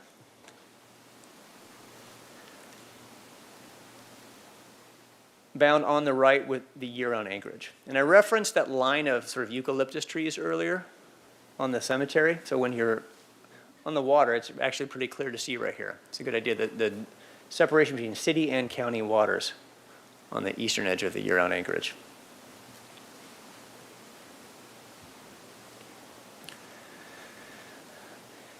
And then in the mooring field, I think there's some questions about what the mooring sites were. This is an idea of what those sites do look like. And the differences in size between the circles refer to the differences in scope and anchoring and ground tackle for a permitted mooring. So the smaller the circle, the smaller the vessel, and the larger the circle would be the larger the vessel allotted for there. We have a total of 46 that are available in our mooring area. And of these 46, a total of 20, it's a little roughly less than half are currently in use.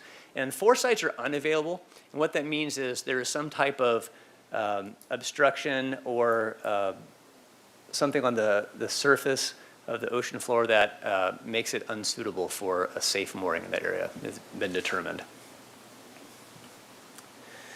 And then once again, this is a zoom in of the Exhibit A from Title 17, a picture of that, with the seasonal anchorage, that permitted mooring, and that year-round anchorage. And in the waterfront, those are the terms that we use. And I think it was referenced last meeting about fool's anchorage. That's a nickname that some people in the community use for this anchoring area that's completely to the east of the wharf in general. You know, but for us, I think it's most useful, and also for you, to sort of understand where these areas are bound by, you know, when they're permitted to be used, and what is sort of the scope of sort of city waters in that harbor district, and also county waters as well. So to sum up, seasonal anchorage is open for community and general moorings from April 1st to October 31st. All vessels at that point must relocate out of that area to somewhere else. Some of them go to the year-round anchorage and some pass through. But that permitted mooring area, it's important to remember, that is the only area that is required for those vessels to come and enter into some type of permit with us in the waterfront. So they need to show vessel registration.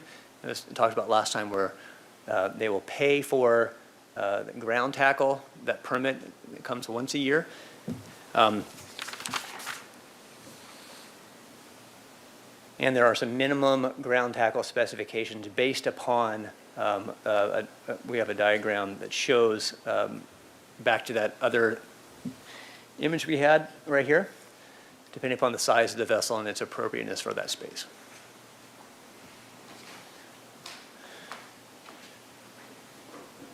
Great, and that is all that I have for my mooring and anchorage area clarification. Open to questions if you have any. Barrett?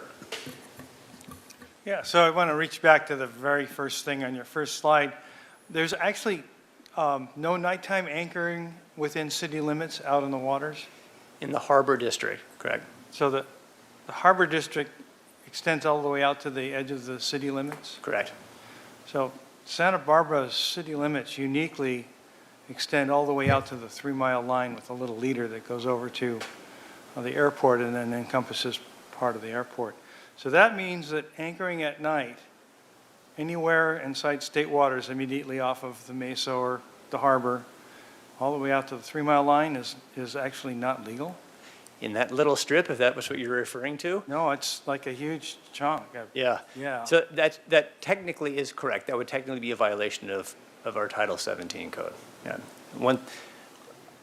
Understanding that once you get to 1 mile, 60 feet of depth and then so on and so forth. You probably won't bother to enforce that outside of the immediate area, but Correct, yeah. yeah. We don't see that very often. Yeah. Thank you. Commissioner Nelson? So we have So the Harbor Commission, does it have jurisdiction over the Harbor District? Or the waterfront? Or both? Because I know that the waterfront, as you defined it in that definition, was the wharf, the harbor, the parking lots. But the Harbor District is far more extensive than that. So in terms of our purview, I'm just curious. We operate under the premise that your purview is the Harbor District. I mean, we bring things from, we bring leases from Stearns Wharf, we bring things from Open Ocean, yeah, But all the beaches are managed by parks, correct? correct. Just for some perspective, there is more ocean water inside city limits than there's land.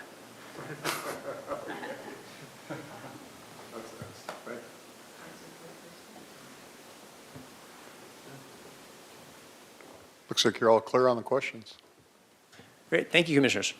Yes, thank you.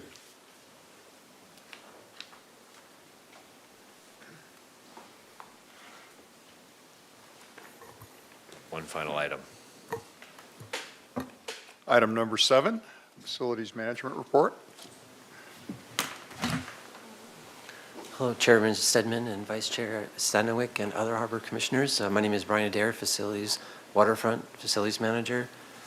Today, talking about our Facilities Management Report. First of all, I'd like to introduce 2 new employees in our staff, maintenance staff. Dana McCorkle. Dana accepted a Maintenance Worker 1 position and started his full-time employment on October 18th. Dana was born, raised, worked around the Santa Barbara waterfront with work experience in general maintenance, videography, commercial fishing, and forest firefighting.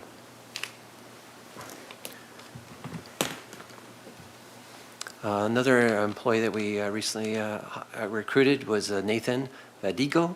Nathan accepted a Maintenance Worker 1 position. He started his full-time employment on November 13th. Nathan graduated high school from Camarillo, California, and he has work experience in maintenance, landscaping, painting, and printing.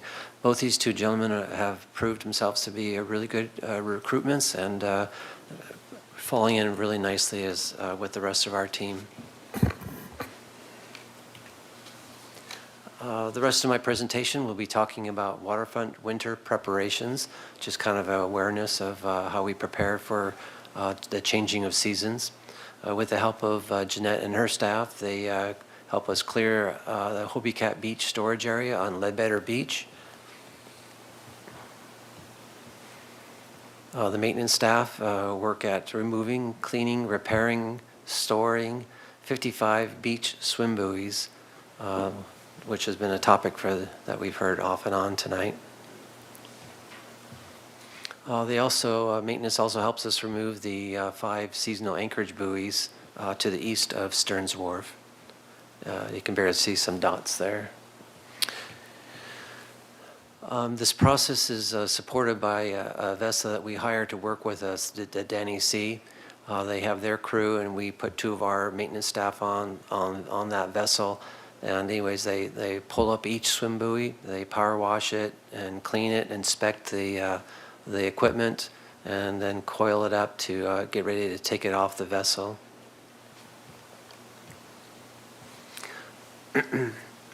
I'd like to introduce Terry Franson. He's sitting behind me here. Terry is Commissioner Merritt. Terry's been a commercial fisherman for 20 years, and he really likes working around the harbor, so we're very happy to have him on our maintenance staff.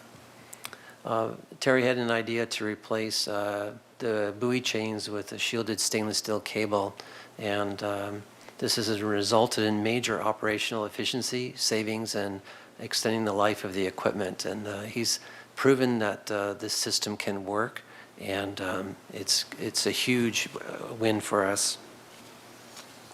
This is one of many examples of waterfront team that takes the courage to question what we do, look for opportunities for improvement, and take the risk to lead. And I'm very proud of Terry, and this is only one example that he has proven And he's a strong member, as well as the other team members on our staff and the waterfront.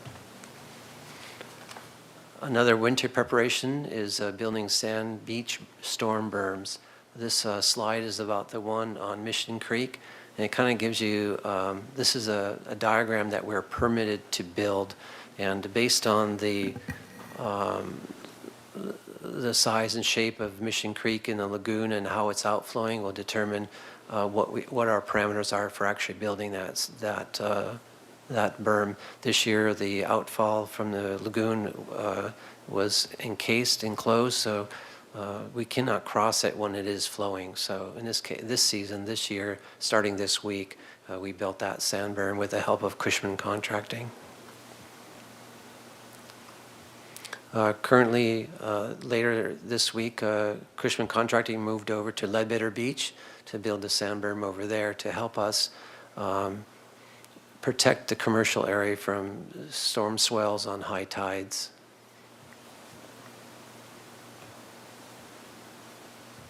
These are some pictures of photos of building the sand berm on Mission Creek. Dredging operations for this season. These are the areas that we're proposing to dredge, and we're talking about expanding it based on getting additional permits for additional dredging. But this is what's on what we're committed to and the timing.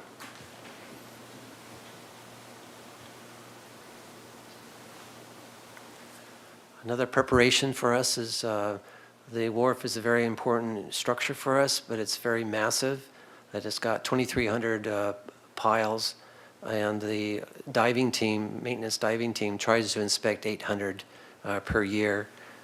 We inspected 50 in the harbor, and then with that information, we compile a repair program for this year on what we want to do, where we want to do it, what's the priority.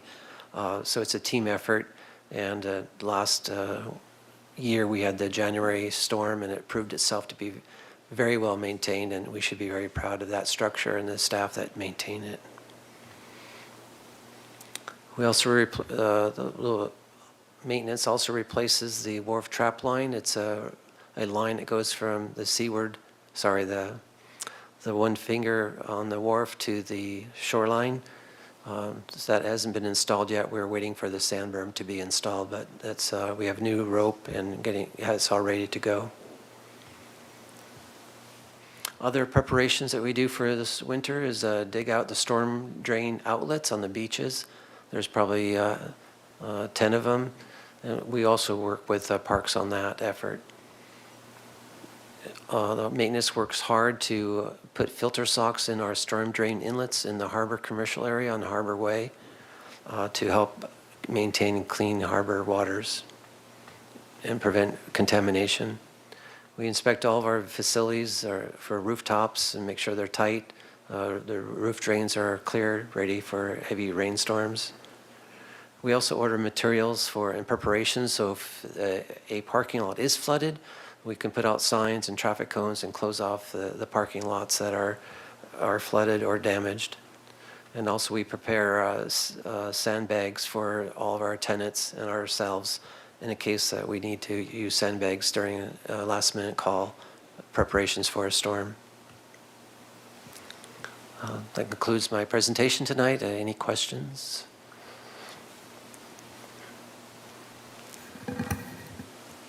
Commissioner Cohen? Just on the, again, on the swim buoys, so those come out for a certain amount of the year, I assume, and then they go back in? Is that just the way it works? Yes, traditionally we remove them because the storms can bury them, break them, lose them, displace them, and it's very hard to manage, I assume, in those conditions. So as a practice, we take them out during the winter season and put them back in the spring through fall season. Based on the presentation tonight, I think that leads us to some other questions about our current practice, and we'll review that internally and discuss it more in detail Sure, I'm wondering if maybe there just needs to be some sort of notice or something to let people know why they're out. And I have no idea, but I just was curious to hear your take. And we do have best practices for swimmers, kiteboarders, all that shared recreation space, so this is not a new thing. There are incidences that ebb and flow. We even have kind of public meetings with swimmers and kiteboarders and trying to find a way for them to share space and work there. So there's been a lot of work done historically and messaged out, and so this was just sort of one specific incident. I have a question. Yeah, thanks for the presentation, Mr. Adair.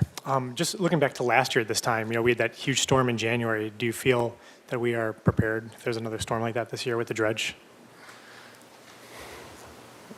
I don't think we can ever be prepared enough because we have limited resources, and with the sea level rise, and I've only been here for 3 years, so it's hard for me to have that crystal ball.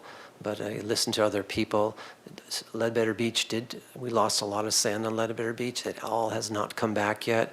The last 2 days we've been building a sand berm on Ledbetter Beach, but on high tide, it's already chewing away at it. So, but with the new rock revetment that was approved, it's our strong barrier. That's our fail-safe. I think we're very prepared, but it depends on the height of the swells and the direction they're coming in.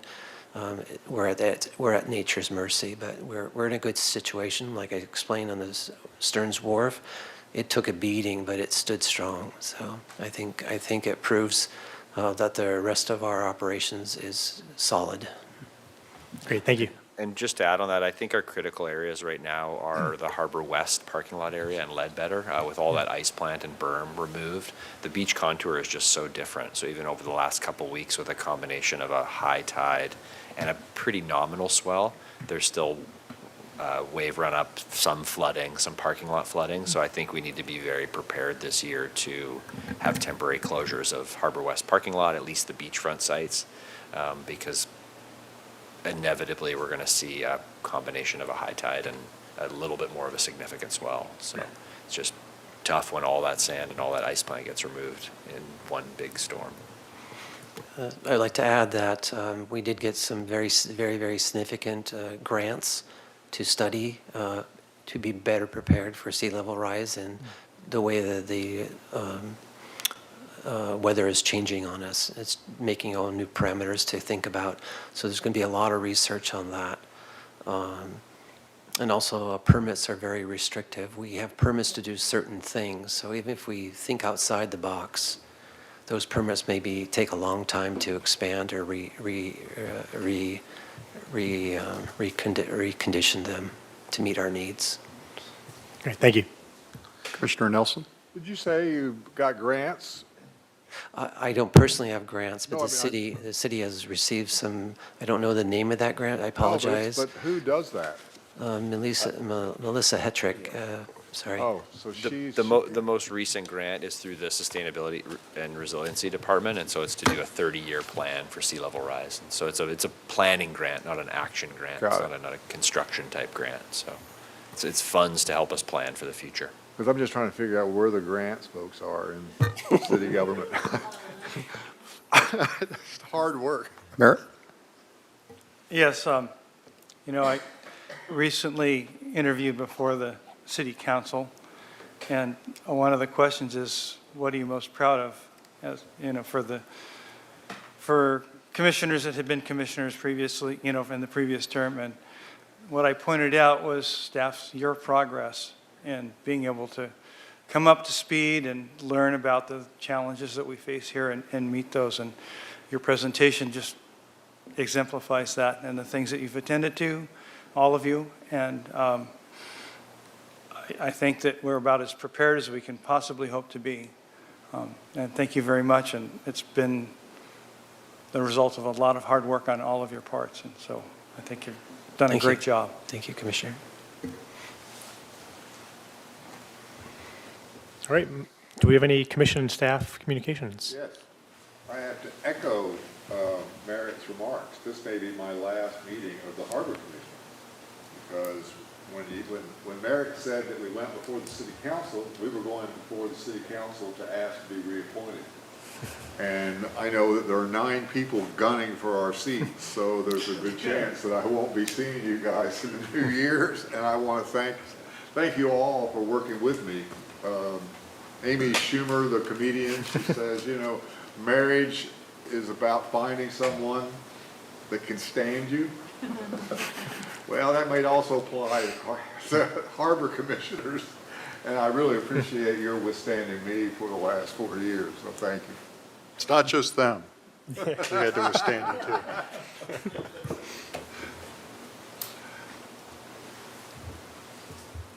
All right, moving on to adjournment. Do we have a motion to adjourn? I was just going to say really quickly that I hope both of you come back and this isn't our last time. But if it is, then I would say that it's been an absolute pleasure. And I just, like I say, hope it's not. Yeah, echoing what Commissioner Cohen said, yeah. Thank you both. Yep, absolutely. Both of you, each of you. I think you need to come back. I don't know you that well, but you seem great.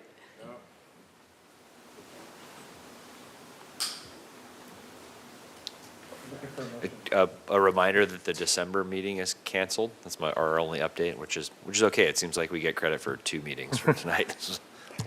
This is the longest meeting, right? Yeah. I think so. This year, yeah. 3.5 hours. You go ahead and make the motion. I move that we adjourn. And I second that. All in favor, say aye. Aye. Aye. Aye.